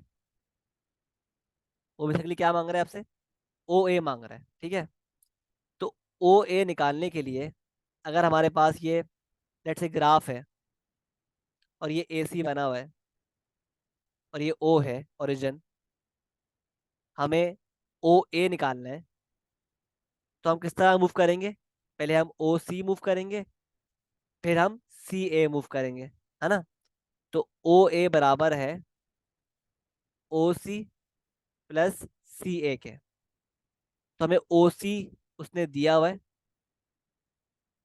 क्या दिया हुआ है ओ सी, 10, -1। और सी ए नहीं दिया हुआ, ए सी दिया हुआ है।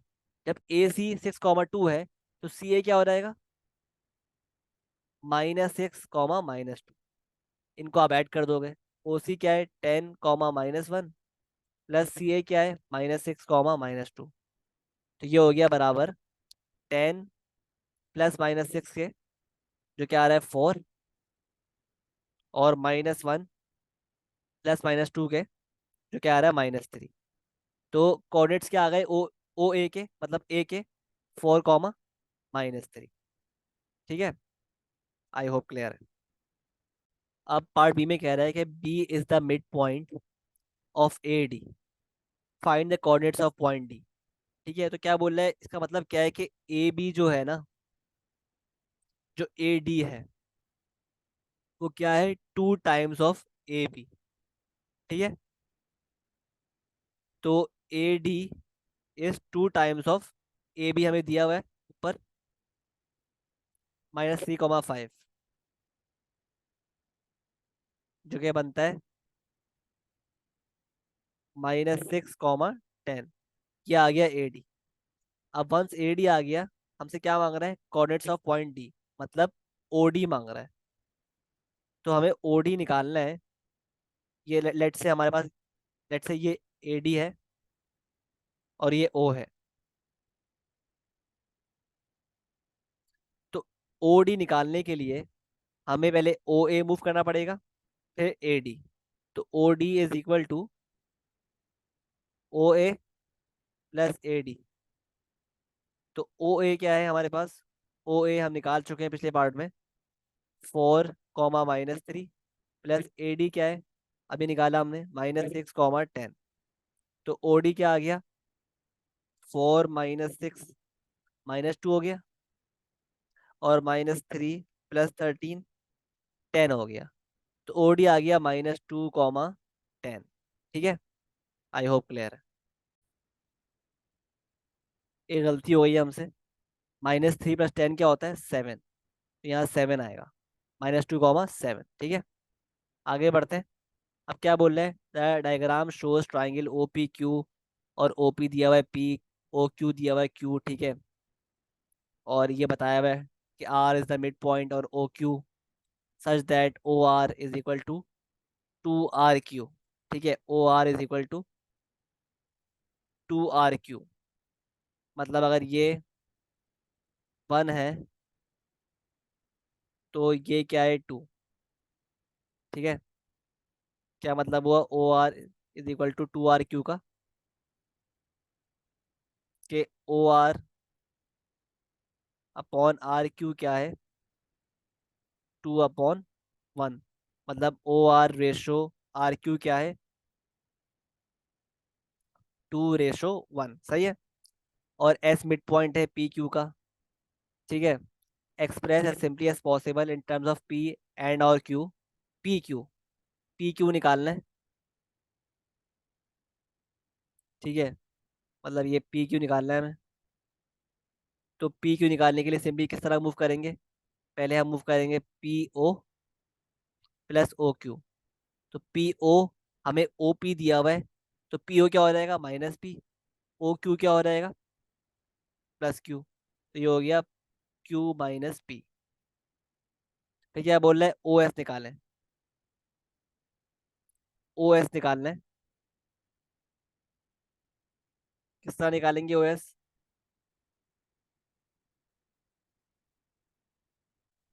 ओ एस,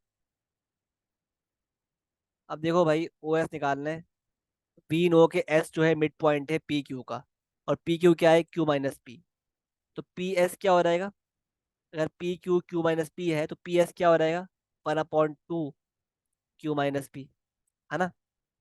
तो ओ एस निकालने के लिए हमें मूव करना पड़ेगा O P plus P S. O P plus P S. O P हमारे पास मौजूद है पी, और पी एस क्या है? 1/2 Q - P। तो ये है P plus half Q minus half P. ठीक है, तो 1 - ½ क्या होता है? हाफ, है ना? तो ये हो गया फाइनल आंसर, क्या हो गया? ½ P + ½ Q। ½ P + ½ Q। ठीक है, ये आ गया ओ एस। अब निकालना है एस आर। एस आर निकालना है हमें।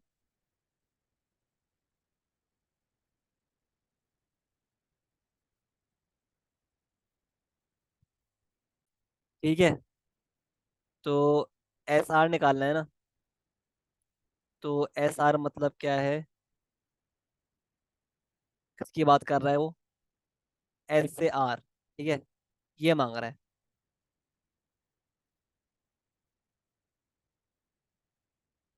ठीक है, तो एस आर निकालने के लिए हमें किस तरह मूव करना पड़ेगा? एस आर निकालने के लिए हमें एस क्यू मूव करना पड़ेगा plus Q R. S Q क्या है हमारे पास? वी नो के एस जो है मिड पॉइंट है पी क्यू का। तो अगर पी एस ½ Q - P है, तो एस क्यू भी क्या हो जाएगा? ½ Q - P। ठीक है, तो एस क्यू तो मेरे पास पता है मुझे भाई, ½ Q - P है। तो क्यू आर क्या होगा? क्यू आर, ठीक है, क्यू आर निकालने के लिए पहले हम आर क्यू निकालते हैं। ठीक है, उसकी हमें इंफॉर्मेशन दी हुई है यहाँ पर कि ओ आर जो है ना, वो 2 टाइम्स है ऑफ आर क्यू। ठीक है, तो अगर मेरे पास ओ आर, इसका मतलब क्या हुआ कि आर क्यू 1 है, तो ओ आर क्या है? 2। तो आर क्यू क्या हो जाएगा? 1/द टोटल पार्ट्स, मतलब 3 इंटू ओ क्यू यानी क्यू। तो ये आ गया आपके पास आर क्यू, 1/3 इंटू क्यू।